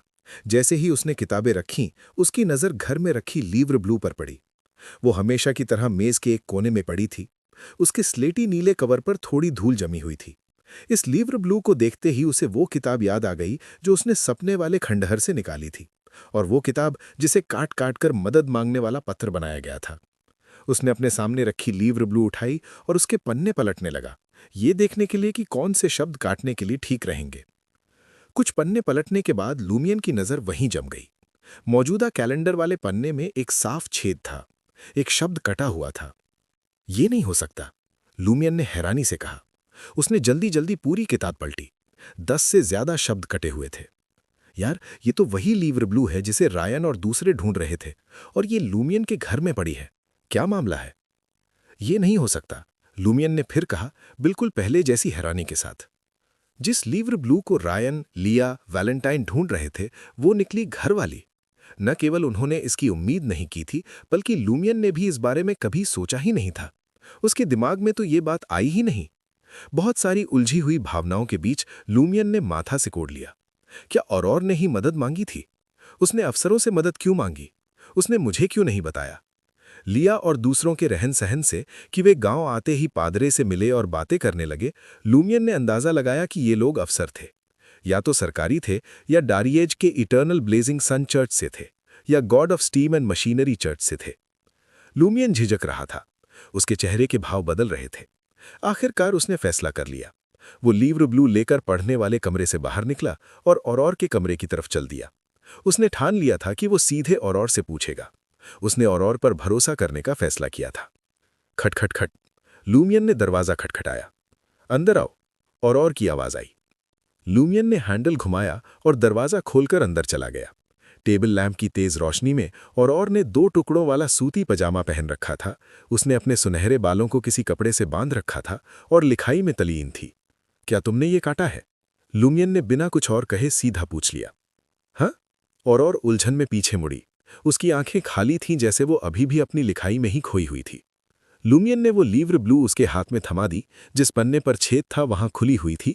औरौर ने कुछ सेकंड ध्यान से देखा, फिर मुस्कुराते हुए ऊपर देखा। क्या मैं इतनी उबाऊ और बचकानी हूं? मैं स्थिर, समझदार और बड़े दिल वाली हूं, तुम्हारी तरह नहीं। लगता है औरौर सच कह रही है। उसने ये नहीं किया तो फिर किसने किया? औरौर की हरकत बिल्कुल सामान्य थी। उसे ना कोई हैरानी थी और ना घबराहट कि उसका राज उजागर हो गया है। लूमियन ने अपनी उलझन छुपाई नहीं और पूछा, लेकिन लिव्र ब्लू से शब्द किसने काटे? क्या ये तुम नहीं थे? औरौर ने अपने भाई को ऊपर से नीचे देखा। तुमने मेरा उपन्यास पढ़ा होगा और सोचा होगा कि जैसा मैंने लिखा है वैसा ही करो। किताबों और अखबारों से शब्द काटकर कोई पत्र बनाओ और गांव में कोई बड़ा मजाक करो। लेकिन उससे पहले तुम देखना चाहते थे कि क्या तुम मुझे बेवकूफ बना सकते हो? क्या तुम मेरी समझने की क्षमता की परीक्षा ले रहे हो? ये सच में औरौर का किया हुआ नहीं लग रहा था। लूमियन की नज़र औरौर के चेहरे पर टिकी हुई थी। वो उसके चेहरे के हर भाव को पकड़ने की कोशिश कर रहा था, लेकिन उसकी बहन का अंदाज बिल्कुल साफ था। मैंने नहीं किया, लूमियन ने माथा सिकोड़ा। और किसने किया होगा? औरौर मुस्कुराई। जाओ अपना ये जासूसी खेल खेलो। मुझे अपनी लिखाई पूरी करनी है। अगर कल वक्त मिला तो मैं सच पता लगाने में तुम्हारी मदद कर दूंगी। लूमियन चुपचाप मान गया और अपनी बहन को परेशान करना बंद कर दिया। वो लिव्र ब्लू लेकर अपने बिना रोशनी वाले कमरे में लौट आया और मेज के पीछे वाली कुर्सी पर बैठ गया। ये कौन हो सकता है? लाल चांद की रोशनी में लूमियन ने सोचा। हम 2 लोगों का परिवार है। औरौर एक वॉरलॉक है, उसके पास अलौकिक ताकतें हैं। वो किसी और को हमारा घर तहस नहस नहीं करने देगी। अगर ये सच में उसने नहीं किया, और जैसा वो कहती है, जब तुम सारे नामुमकिन रास्ते खत्म कर दो तो जो बचता है वो चाहे कितना भी अटपटा क्यों न लगे, सच वही होता है। तो फिर जब केवल 2 विकल्प बचे हैं, मैं वो हूं जिसने ये किया। एक पल के लिए लूमियन को ये बात हास्यास्पद और मजेदार दोनों लगी। तो मैं ही अपराधी हूं, मुझे खुद क्यों नहीं पता? लूमियन अपना बदन घुमाए बिना नहीं रह सका। उसने अलमारी में लगे पूरे कद के आईने की तरफ देखा। लाल चांद की रोशनी में उसकी परछाई ने लिनन की कमीज और भूरी पैंट पहनी हुई थी। उसके खूबसूरत चेहरे पर कोई मुस्कान नहीं थी। उसका चेहरा बहुत भारी था। उसे पूरा यकीन था कि उसने लिव्र ब्लू से कोई कटाई नहीं की थी। इसके लिए उसने पिछले 1 महीने के तजुर्बों को याद किया। हालांकि कई बातें अब धुंधली हो चुकी थीं, लेकिन जो उसने किया था उसके बारे में उसे पूरा यकीन था। खिड़की से अंदर आती लाल चांदनी में नहाते हुए लूमियन ने सोचा, क्या मैंने ये तब किया था जब मैं बेहोश था? जब वो सपना आ रहा होता है, क्या मैं हकीकत में नींद में चल सकता हूं? नहीं, ये नामुमकिन है। औरौर ने कहा था कि वो मुझ पर नजर रखेगी। अगर मैं सच में नींद में चलता और लिव्र ब्लू काटता तो वो अभी जरूर कहती। और वो पत्र तो दिन में भेजा गया होगा, उस वक्त तो मैं पूरी तरह होश में रहता हूं। लूमियन ने अपने आप को खारिज कर दिया और दूसरे संभावनाओं के बारे में सोचा। शायद कोई और यहां आया हो। हालांकि हमारे घर में आमतौर पर कम ही मेहमान आते थे, इसका मतलब ये नहीं था कि कोई आता नहीं था। पहले गरीब पड़ोसी मांस सुखाने या रोटी बनाने के लिए चूल्हा या अवन उधार लेने आते थे। दूसरे, लूमियन के दोस्त कभी कभी कोई साधारण उपन्यास पढ़ने या उसकी कहानियां सुनने आते थे। तीसरे, नज़ेली, मैडाम पुआलेस और कुछ दूसरी औरतें औरौर से बात करने के लिए कभी कभी आती थीं। उनमें से मैडाम पुआलेस सबसे ज्यादा आती थी। उसने औरौर को एक टट्टू तक उधार दिया था ताकि औरौर पहाड़ों पर आराम से घूम सके। मैं काफी करीब थीं। तो मैडाम पुआलेस, जिसके बारे में आवा ने चुड़ैल कहा था, वो हमेशा औरौर के पास आती है। क्या वही ये सब कर रही है? आखिरकार कौडू जैसे गांव में केवल औरौर जैसा लेखक ही मैडाम पुआलेस की दोस्ती के लायक था। मैडाम पुआलेस बाहर से बहुत मिलनसार लगती थी। वो अक्सर दूसरी औरतों के साथ धूप में बैठती, उनसे बातें करती और उनके साथ जूं यानी लाइस ढूंढती थी। गांव में उसकी अच्छी शोहरत थी। हालांकि मैडाम पुआलेस और औरौर को दोस्त कहा जा सकता था, लूमियन उसे बिल्कुल पसंद नहीं करता था। मैडम पुआलिस अक्सर अपने किसी रिश्तेदार को औरोर के सामने लाती और उसे जल्द से जल्द शादी करने और बच्चे पैदा करने का परामर्श देती। अगर मैडम पुआलिस के रिश्तेदार अच्छे होते तो कोई बात नहीं थी, लेकिन हर बार जब लूमियन डारियज में पता लगाता तो पता चलता कि दूसरा बंदा या तो बदचलन था या फिर उतना काबिल नहीं था। वे लगभग गरीबी में डूबने वाले थे, उनमें से कोई भी ठीक नहीं था। पहली बार शायद संयोग था, लेकिन जब हर बार ऐसा ही होता था तो लूमियन के मन में मैडम पुआलिस के लिए नफरत पैदा हो गई थी। जो लोग मांस सुखाने या रोटी बनाने आते थे, उनका यहाँ करना नामुमकिन था। उन पर हमेशा कोई न कोई नजर रखता था। उन्हें दूसरी मंजिल पर जाने की इजाजत नहीं थी। रेमंड, एवा और दूसरे भी ठीक नहीं लगते। मैं पूरे समय उनके साथ रहता हूं।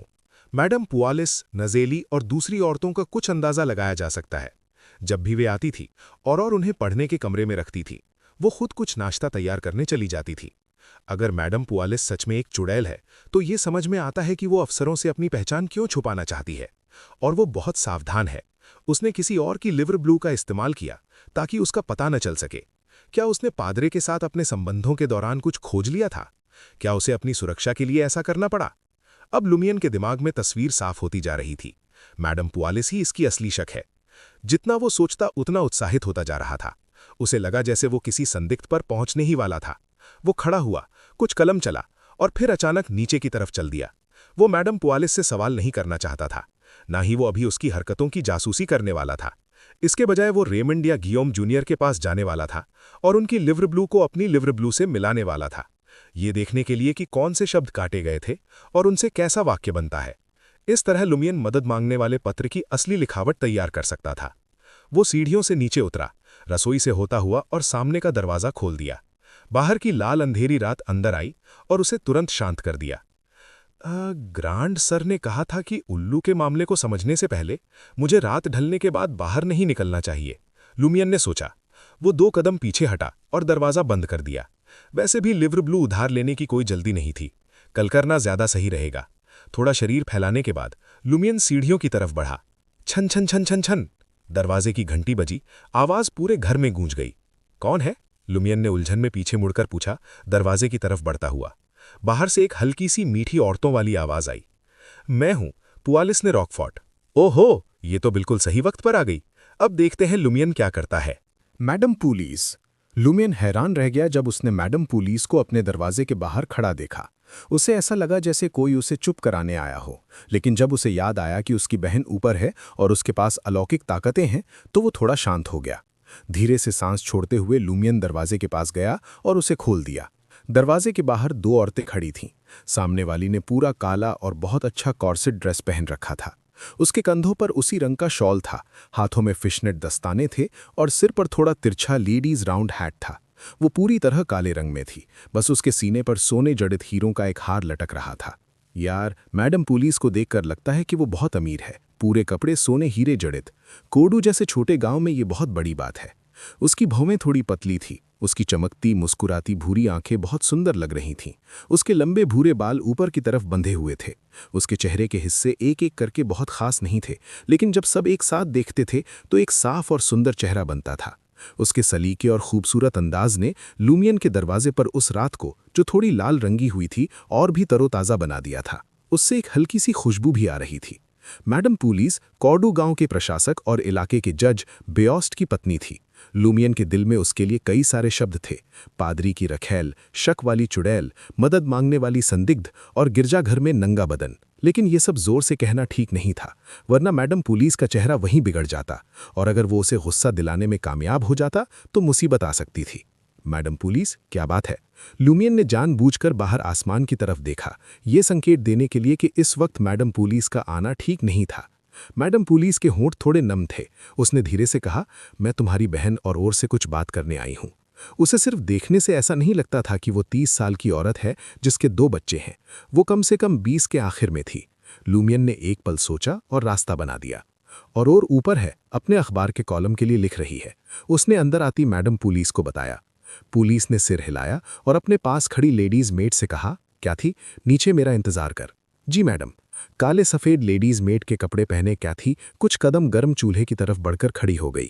लुमियन मैडम पुलिस को रसोई से होता हुआ सीढ़ियों की तरफ ले गया।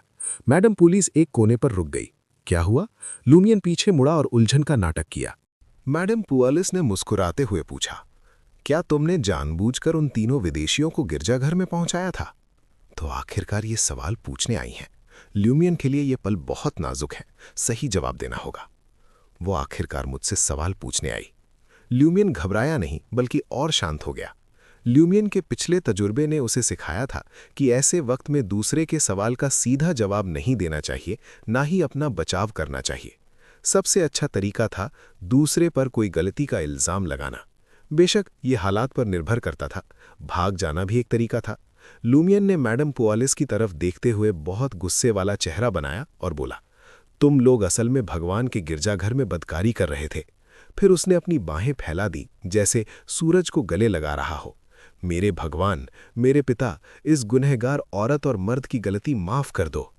ये ल्यूमियन है, पूछने वाले पर ही पलटवार कर दिया। बहुत चालाक लड़का है। मैडम पुआलिस ने उसे चुपचाप देखा। उसके होठों के कोने पर एक सुंदर सी मुस्कान थी। मुझे लगता है भगवान हमें माफ कर देंगे। मैंने एक किताब में पढ़ा था कि जो औरत अपने सच्चे प्यार के साथ एक बिस्तर साझा करती है, वो सब गुनाहों से पाक हो जाती है, क्योंकि प्यार उस सुख को जायज़ ठहराता है, जैसे वो सबसे पाक दिल से आया हो। मैं गियोम दिने के साथ बहुत खुश हूँ, इसीलिए इटर्नल ब्लेजिंग सन इस बात पर नाराज़ नहीं होगा। ये कोई गुनाह नहीं है। मैडम, तुम कैसी किताबें पढ़ रही हो? ल्यूमियन मन ही मन आलोचना किए बिना नहीं रह सका। लेकिन मैडम पुआलिस ने बात जारी रखी, ये सेंट सिथ के साथ बेअदबी है। इंटिस के हर हिस्से में 1 या 2 संरक्षक देवदूत या संत होते हैं, जिन्हें church of the eternal blazing sun या church of the god of steam and machinery मान्यता देती है, या फिर उन्होंने इंटिस के इतिहास में कोई खास योगदान दिया होता है। वे दोनों चर्चों में जाने माने और सम्मानित होते हैं। डैरिएज क्षेत्र में इटर्नल ब्लेजिंग सन चर्च के संत का नाम सेंट सिथ है। यहाँ के हर गिरजाघर को असल में सेंट सिथ कैथेड्रल कहा जा सकता था, लेकिन उन्हें अलग पहचान देने के लिए सिर्फ सबसे बड़े और मुख्य गिरजाघर को ही ये नाम दिया जाता था।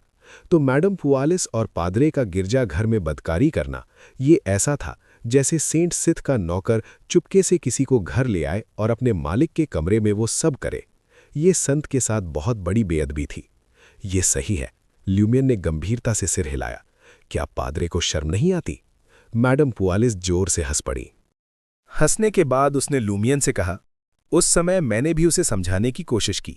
मैंने कहा, ओ लाला, हम सेंट सिथ के गिरजाघर में ऐसा कैसे कर सकते हैं? अंदाजा लगाओ पादरी ने क्या जवाब दिया। उसने कहा, ओ, तो फिर सेंट सिथ को थोड़ा सब्र करना पड़ेगा। ल्यूमियन, जिसे ऐसे मामलों का कोई तजुर्बा नहीं था, एक पल के लिए कुछ कहने लायक नहीं रह गया। वो संत के साथ बेअदबी कर रहा है। आखिरकार उसने ये वाक्य किसी तरह निकाल ही लिया। मैडम पुआलिस ऐसी लग रही थी जैसे किसी पुरानी बात को याद कर रही हूं। वो ऐसा ही है, बेधड़क और सीधा, जैसे कोई डाकू गालियां देते हुए तुम्हारी रूह के दरवाजे पर दस्तक दे। वो डैरिएज के सज्जनों से बिल्कुल अलग है। शायद इसीलिए मैं उसके साथ सोई। ये तो उन मर्दों का सामान्य व्यवहार है जो उत्तेजित होते हैं। सेंट सिथ की तो बात ही छोड़ो, अगर कोई देवता भी वहां खड़ा होता तो वो उसे रुकने को कहता। अपने तजुर्बे की कमी के बावजूद ल्यूमियन ने और के लिखे उपन्यास काफी पढ़े थे। वो इंसानी चाहत के बारे में थोड़ा बहुत जानता था। ये उसके अपने निचले शरीर के कहने पर चलना है। असल में उस वक्त उसका सिर पहले से ही खाली था। उसमें एक और तरल पदार्थ भरा हुआ था। यानी ल्यूमियन के शब्दों में पादरे ने अपना दिमाग गंवा दिया था।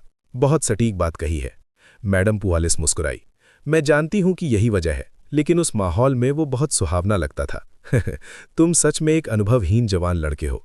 क्या तुम नहीं जानते कि अलग अलग माहौल और मनोदशाओं में एक ही बात लोगों को अलग अलग महसूस करवा सकती है? मुझे याद है जब पहली बार मैंने पादरे के साथ बदकारी की थी। वो वहां खड़ा था, मेरी आंखों में देखा और मुझसे कहा, पुआलिस, मैं तुम्हारे बदन और दिमाग को और गहराई से समझना चाहता हूं। अगर ये कोई और वक्त होता तो मैं उसे सिर्फ एक गमार और अश्लील बदमाश समझती। मैं मदद के लिए चिल्ला उठती, लेकिन उस समय मेरा बदन शिथिल हो गया था। माहौल बिल्कुल सही था। मैडम पुआलिस ने बड़े ही सुहावने अंदाज में मुस्कुराते हुए कहा, जैसे अगर मेरी नज़र किसी मर्द पर पड़ जाए तो मैं उससे कहूंगी, आज रात मेरे घर कैसा रहेगा? अगर वो सच में आ जाए तो मैं उसे सीधा बेडरूम में ले जाऊंगी और उससे कहूंगी, मैं तुमसे प्यार करना चाहती हूं, मैं तुमसे प्यार करती हूं। ल्यूमियन, एक मर्द होने के नाते तुम ऐसे वक्त में क्या जवाब दोगे? ल्यूमियन आमतौर पर गांव के मर्दों के साथ गंदे गंदे लतीफ़े सुनाया करता था। हालांकि वो थोड़ा असहज था, उसने अपना संयम बनाए रखा। उसने अपनी बहन की लिखी कहानियों और दूसरे लेखकों के उपन्यासों को याद करने की पूरी कोशिश की। थोड़ा सोचने के बाद उसने कहा, मैडम, तुम मेरी धूप हो, बहुत होशियार हो, मैडम पुआलिस ने तारीफ की। ये औरत तो लूमियन को भी पिघला रही है। देखना दिलचस्प होगा कि लूमियन कैसे संभलता है। बात करते हुए वो आगे झुक गई, उसकी आंखें नम हो गईं। एक गर्म सांस ने तुरंत लूमियन के कान को छुआ और एक हल्की मीठी औरतों वाली आवाज धीरे से बोली, मैं तुम्हारे साथ बदकारी करना चाहती हूं। उस पल लूमियन का दिल कांप उठा। उसका बदन सुन्न हो गया, जैसे उसे किसी टूटे हुए लैंप को छूने से बिजली का झटका लगा हो। उसने तुरंत सीढ़ियों पर एक कदम चढ़ा और मैडम पुआलिस से कहा, और तुम्हारा इंतजार कर रही होगी। बेशक। मैडम पुआलिस ने अपनी पीठ सीधी कर ली और चेहरे पर मुस्कान थी, जैसे कुछ हुआ ही ना हो। ये औरत, लूमियन को अचानक इस औरत से थोड़ा डर लगने लगा। सही में, ये औरत बहुत खतरनाक है। लूमियन भी इसका सामना नहीं कर पाया। वो मुड़ा और कुछ ही कदमों में दूसरी मंजिल पर पहुंच गया। मैडम पुआलिस पीछे पीछे आ रही थी और पहले से ही अपने कमरे के बाहर खड़ी थी। उसने दरवाजे की घंटी सुन ली थी। इतनी देर क्यों लगा दी? उसने लूमियन की तरफ देखा। लूमियन ने अस्पष्ट रूप से समझाया, हम गिरजाघर के बारे में बात कर रहे थे। और तुरंत समझ गई। उसने अपने भाई को एक नज़र देखा, जैसे कह रही हो, इटर्नल ब्लेजिंग सन से अच्छी किस्मत की दुआ मांग लेना। वो मुड़ी और मैडम पुआलिस की तरफ देखा, जो अभी अभी दूसरी मंजिल पर आई थी, और मुस्कुराते हुए पूछा, क्या बात है? मैं लेंट की तैयारियों के बारे में बात करना चाहती थी। एक समारोह के लिए मुझे तुम्हारी मदद चाहिए हो सकती है, मैडम पुआलिस ने मुस्कुराते हुए कहा। तुमने बुरे वक्त पर पकड़ लिया। और ने मना करने के लिए एक बहाना ढूंढ लिया। मैडम पुआलिस ने दरवाजे की तरफ इशारा किया और कहा, क्यों नहीं पहले सुन लेती हो? ठीक है। और ने शालीनता बनाए रखी। अपनी बहन और मैडम पुआलिस को पढ़ने के कमरे में जाते और लकड़ी का दरवाजा बंद करते देखकर लूमियन ने बहुत ही बारीकी से सिर हिलाया। बिल्कुल सामान्य व्यवहार कर रही है। ऐसा नहीं लग रहा कि वो वारदात की जगह पर वापस आई हो। अचानक उसके दिमाग में बिजली कौंध गई। बहुत ज्यादा संभावना है कि मैडम पुआलिस एक चुड़ैल है। क्या मैं उससे अलौकिक ताकतें पा सकता हूं? ये उस उल्लू का सीधा सामना करने और वॉरलॉक की सच्चाई ढूंढने या खतरनाक सपने वाले खंडारों को पार करने से कहीं ज्यादा आसान और सुरक्षित होगा। आखिरकार मुझे जितनी जल्दी हो सके इस राज को खोलना है, ताकि किसी भी छुपे हुए खतरे को खत्म किया जा सके। एक बार जब मुझे ताकत मिल जाएगी तो खतरा कम हो जाएगा। लेकिन लूमियन जल्द ही सतर्क हो गया और उसने अपना सिर हिला दिया। उसने अपने आप पर सवाल किया, मैं ऐसा कैसे सोच सकता हूं? मैं तो ये भी नहीं जानता कि मैडम पुआलिस दोस्त है या दुश्मन। मैं उससे अलौकिक ताकतें कैसे मांग सकता हूं? यार, लूमियन सही कह रहा है। जल्दबाजी में गलत रास्ता चुनना बहुत खतरनाक हो सकता है। हाँ, अभी उसकी हरकतें उसे एक अच्छा इंसान नहीं दिखाती थीं। उसने मुझे तो खतरे का एहसास भी करवा दिया। आखिर मुझे क्या हो गया है इन दिनों? क्या मैं अलौकिक ताकतों को पाने के लिए बहुत जल्दबाजी कर रहा हूं? ऐसा लगता है जैसे अगर मैंने जल्दी ये ताकत हासिल नहीं की तो मैं मर जाऊंगा। लगभग 2 साल हो गए थे जब लूमियन को पता चला था कि उसकी बहन एक वॉरलॉक है। हालांकि उसने पहले भी अलौकिक ताकतें पाने की कोशिश की थी, लेकिन उसने पिछले कुछ दिनों में जितनी मेहनत की थी उतनी पहले कभी नहीं की थी। चाहे मौका अच्छा हो या बुरा, खतरा हो या ना हो, जहां भी उम्मीद दिखती थी वो बेसब्र होकर उसमें कूद पड़ता था। जैसे बहुत दिनों से भूखा बंदा खाने के लिए किसी भी चीज पर झपट पड़ता है। लूमियन ने राहत की लंबी सांस छोड़ी। उसे खुशी थी कि उसने समय रहते इस समस्या को पहचान लिया था, वरना वो और भी भटके हुए और खतरनाक रास्ते पर जा सकता था। लेकिन वो जानता था कि अलौकिक ताकतों को पाना छोड़ना नामुमकिन था। उसे बस सही विकल्प चुनने की जरूरत थी। आखिरकार खतरनाक सपना अपना चेहरा दिखा चुका था और गांव में अशांति के अंडरकरंट और भी तेज हो रहे थे। मैडम पुआलिस और अरोर ज्यादा देर तक बात नहीं कर रही थीं। 10 मिनट बाद वे दोनों पढ़ने वाले कमरे से बाहर निकल आईं। लूमियन अपनी बहन के साथ मैडम पुआलिस को दरवाजे तक छोड़ने आया। उसने अपनी बहन की तरफ देखा और पूछा, वह तुमसे क्या करवाना चाहती थी? अरोर ने मुंह बना लिया और जवाब दिया, वह चाहती थी कि मैं प्रेज सेलिब्रेशन में मुख्य गायिका बनूं, लेकिन मैंने मना कर दिया। कॉर्दू गांव के लेंट त्योहार के 3 हिस्से होते हैं: स्प्रिंग एल्फ की आशीर्वाद यात्रा, पानी के किनारे की रस्म और गिरजाघर में होने वाला प्रेज सेलिब्रेशन। आखिरी हिस्से में मुख्य रूप से बाजे बजाना और समूह गाना होता है। दारिएज क्षेत्र में मुख्य गायिका अक्सर गिरजाघर के गाना बजाने वाले समूह से होती है, लेकिन कॉर्दू को अपना गायक खुद ढूंढना पड़ता है जो अच्छा गा सके। अच्छी बात है कि अरोर ने मना कर दिया। इस तरह के मंच पर जाने से बेवजह का ध्यान खिंच सकता था। जहां तक बाजों की बात है, ग्रामीणों को इसकी चिंता नहीं थी। जिन गांवों में चरवाहे होते हैं, वहां संगीत या बाजे उनकी रोजमर्रा की जिंदगी का अहम हिस्सा होते हैं। चरवाहे साल भर जंगलों में रहते हैं, या तो झोपड़ियों में या फिर गड्ढों में।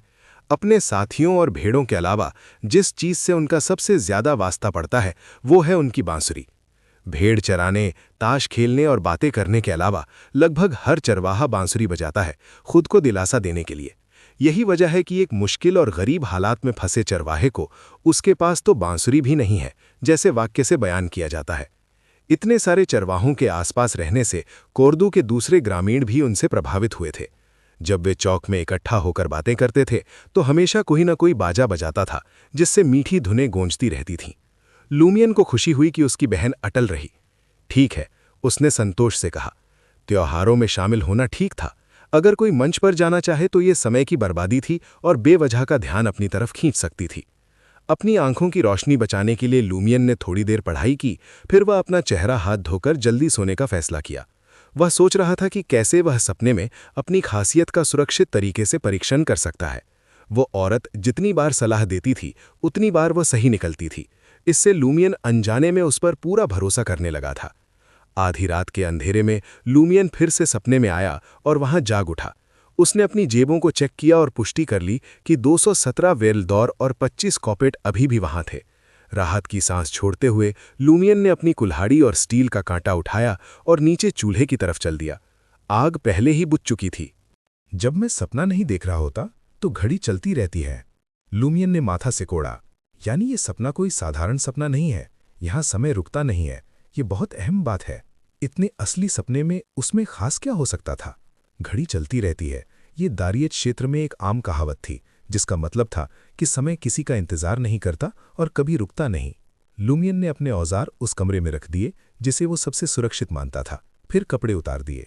वो अलमारी में लगे पूरे कद के आईने के पास गया और अपने बदन को इंच इंच चेक किया, ये देखने के लिए कि क्या हकीकत से कोई फर्क था। कुछ भी असामान्य नहीं था। तो फिर मैं मानसिक रूप से खास हूं। लूमियन ने जल्दबाजी में कपड़े नहीं पहने। इसके बजाय वो वापस बिस्तर पर गया और पालथी मारकर बैठ गया, ठीक जैसे उसकी बहन अक्सर ध्यान लगाते समय करती थी। और ने पहले उसे ध्यान लगाने के कुछ साधारण तरीके सिखाए थे, जिनमें कोई रहस्यवादी तत्व नहीं थे, ताकि उसे साफ साफ सपने आ सके। अब लूमियन ये देखने की कोशिश करना चाहता था कि क्या वो इस बिल्कुल शांत माहौल में अपने दिमाग और बदन के बारे में कुछ खास महसूस कर सकता है।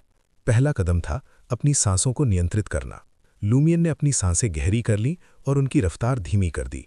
धीमी, लंबी और तालबद्ध सांसें लेते हुए लूमियन ने धीरे धीरे अपने दिमाग को खाली करना शुरू कर दिया। उसी वक्त उसने अपने दिमाग में एक लाल सूरज का चित्र उकेरा और अपना पूरा ध्यान और सारे ख्याल उस पर केंद्रित कर दिए, ताकि दूसरे बिखरे हुए विचारों को खत्म किया जा सके। ये तरीका बहुत पुराना है। ध्यान केंद्रित करने के लिए कोई एक चीज सामने रखनी पड़ती है।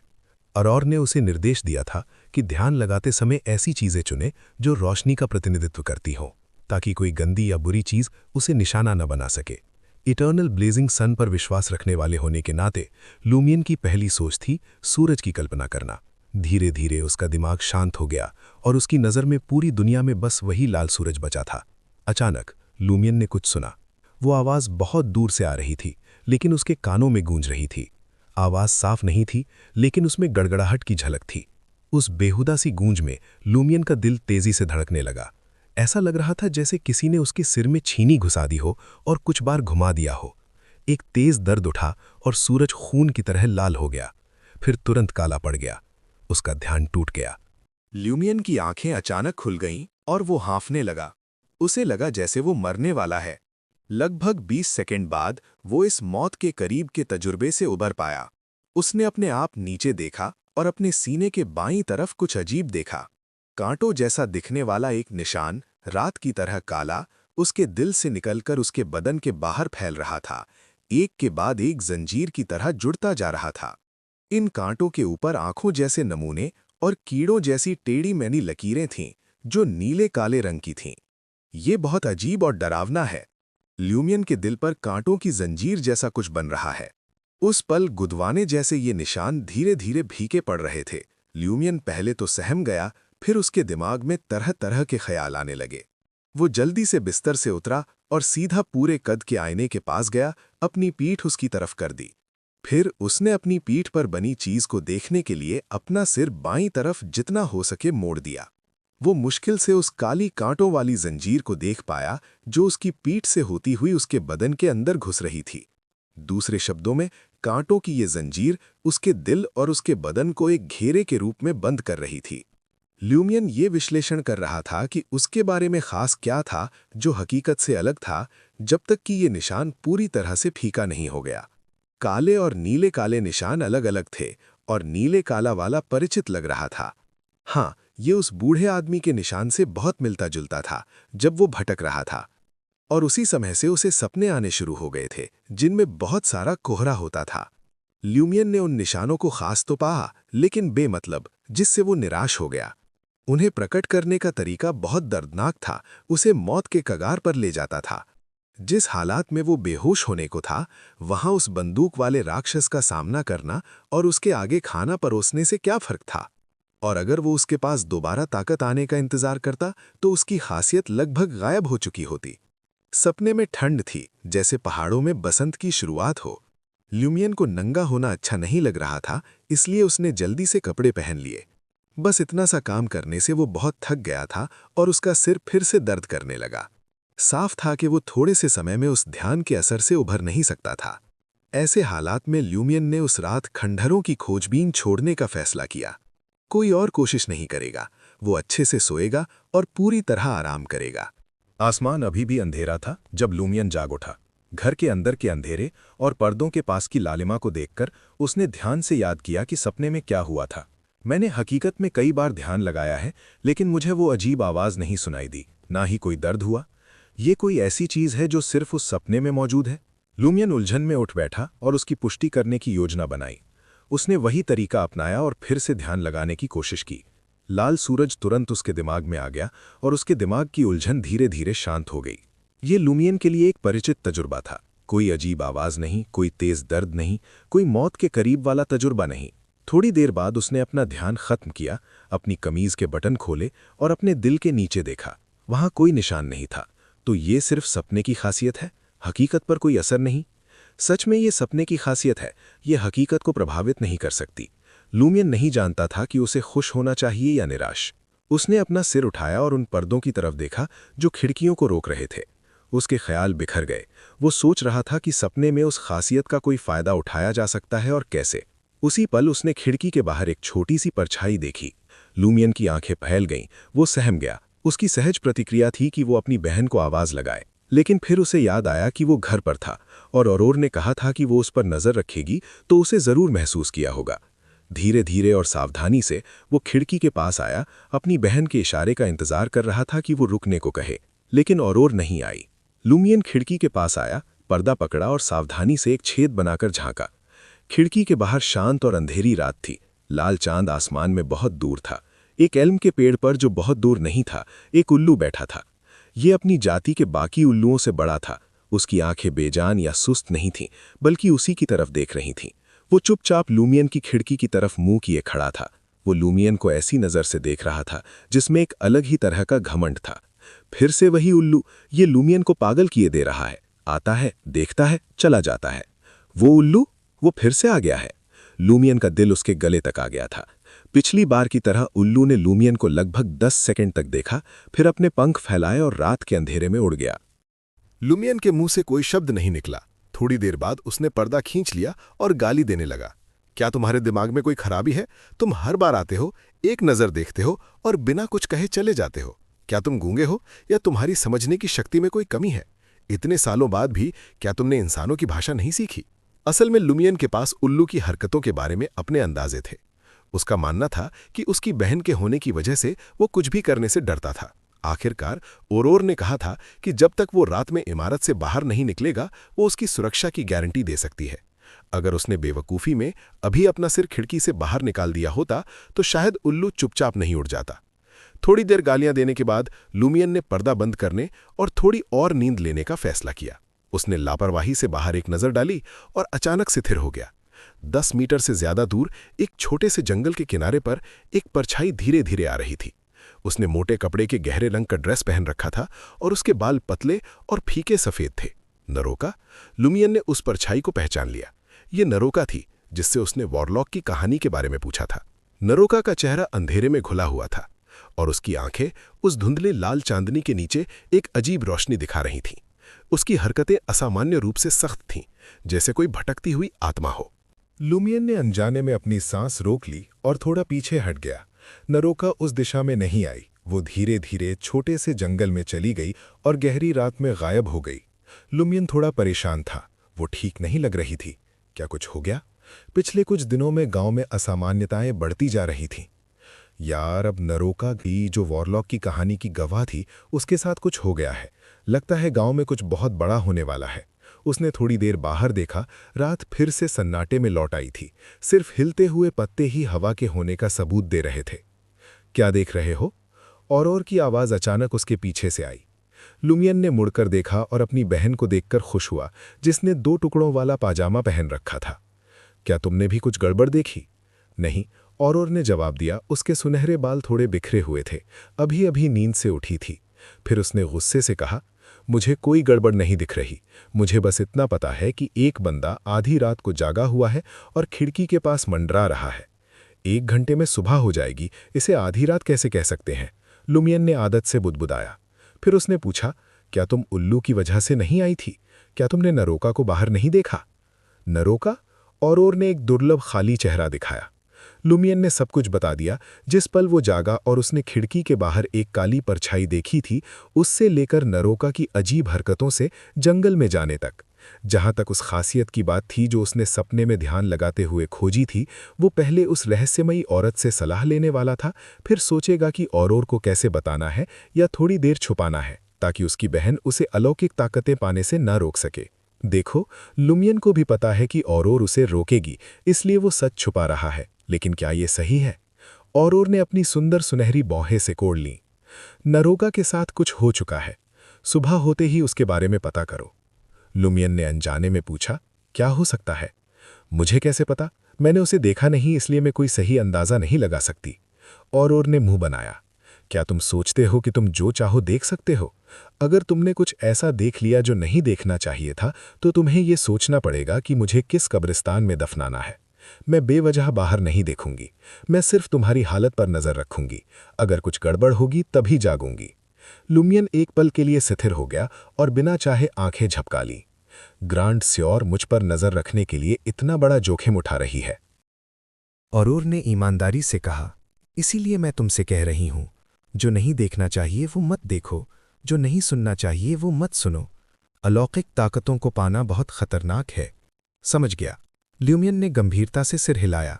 उसी वक्त उसने मन ही मन सोचा, ये जितना खतरनाक है, मैं तुम्हें अकेले इसका सामना नहीं करने दे सकता। नाश्ते के बाद ल्यूमियन अपनी बहन के कहे अनुसार सीधा नरोका के घर चला गया। जैसे ही वो पास पहुंचा, उसने बहुत सारे ग्रामीणों को दरवाजे के बाहर खड़ा देखा, जिनमें उसके दोस्त आवा के बाप गियोम लीजिए, रेमंड के बाप पियर ग्रेग और पादरे के छोटे भाई पॉन्स बेनेट भी थे। क्या हुआ? ल्यूमियन ने पॉन्स बेनेट और उसके आसपास के कुछ बदमाशों से बचता हुआ रेमंड के पास जाकर पूछा। रेमंड ने उदास होकर जवाब दिया, नरोका चल बसी। क्या? ल्यूमियन को इस बात के लिए तैयार था कि नरोका के साथ कुछ होगा, लेकिन उसने उम्मीद नहीं की थी कि वो मर जाएगी। रेमंड बड़बड़ाता रहा। सुबह होने से पहले पादरे उसे आखिरी संस्कार देने आए थे। वो 2 दिन पहले बिल्कुल ठीक थी, जब हमने उससे वॉरलॉक की कहानी के बारे में पूछा था। वो अचानक कैसे मर सकती है? सुबह होने से पहले? ल्यूमियन चौंक गया। यानी जब मैंने नरोका को देखा था, उसी वक्त पादरे उसके आखिरी संस्कार दे रहा था। तो वो आत्मा थी? उसे एहसास हुआ कि जब उसने नरोका को देखा था, वो ठीक उसी समय था। पादरे के आखिरी संस्कार के समय का कोई फर्क नहीं पड़ता था।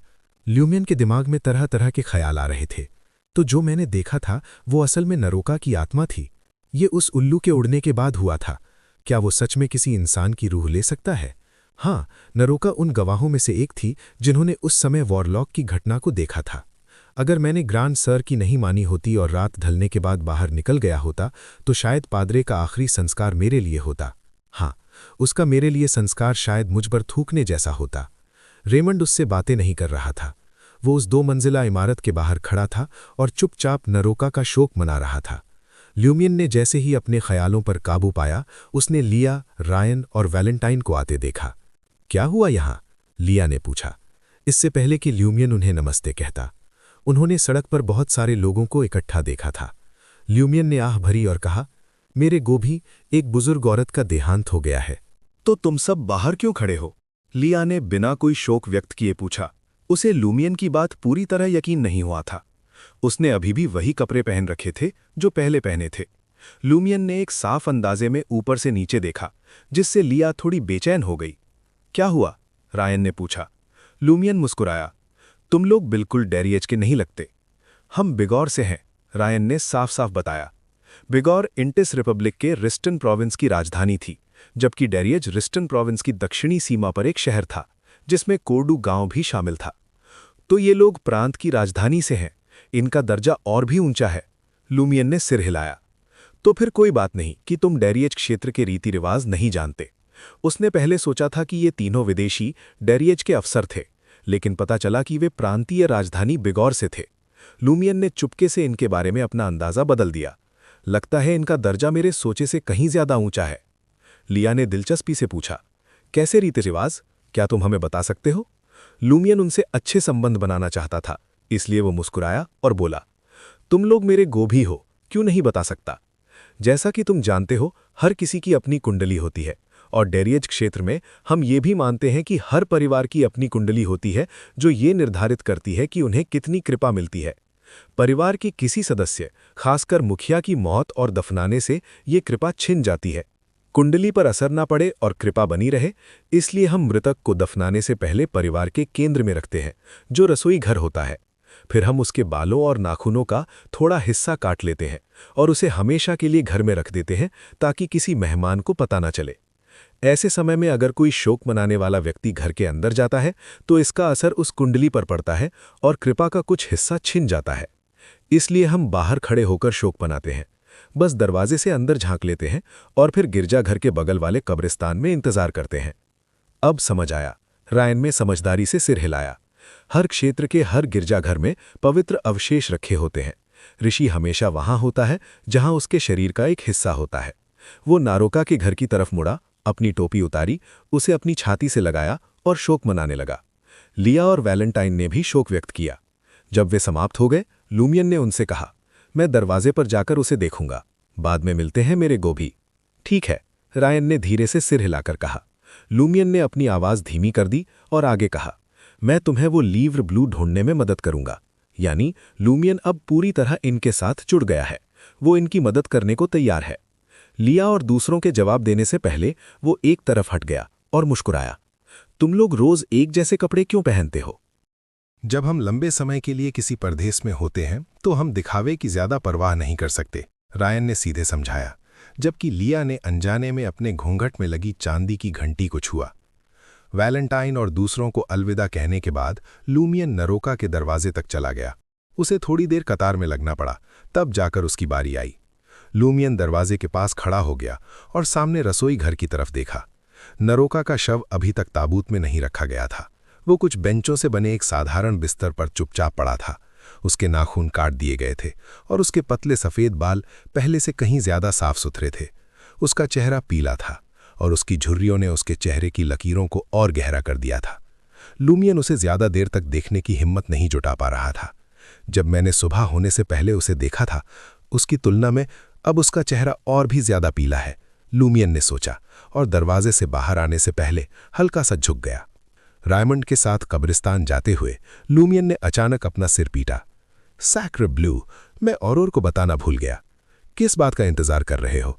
रायमंड ने पूछा। वो औरोर को बातों में शामिल रखने की अहमियत समझता था।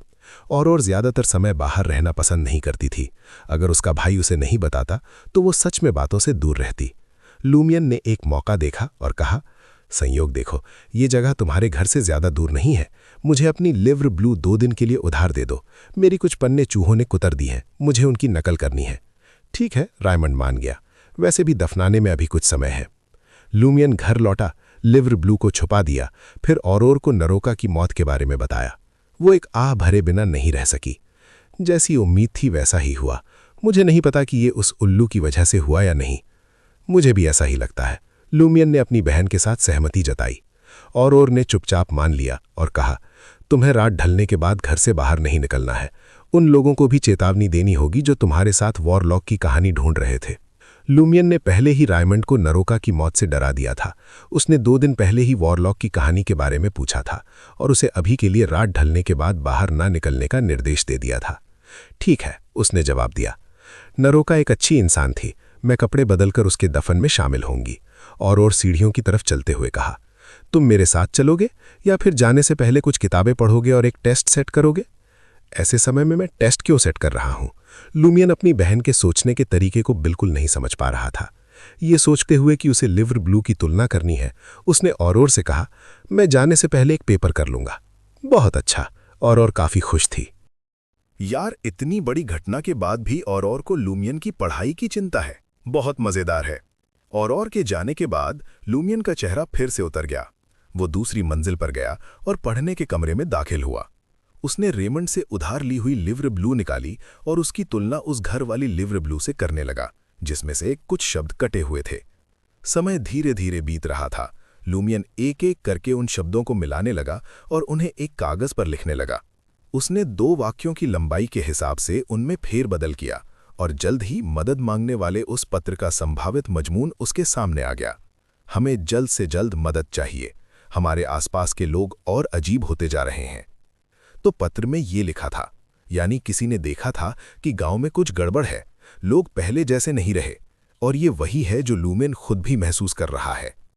और यहीं से स्टार्ट होती है असली डार्कनेस। चैप्टर 20 के बाद जो मिस्ट्रीज खुलने वाली हैं, वो सब कुछ हिला देने वाली हैं। हर राज एक नई कहानी को जन्म देता है। मिलते हैं अगले चैप्टर में। So follow us anime decode.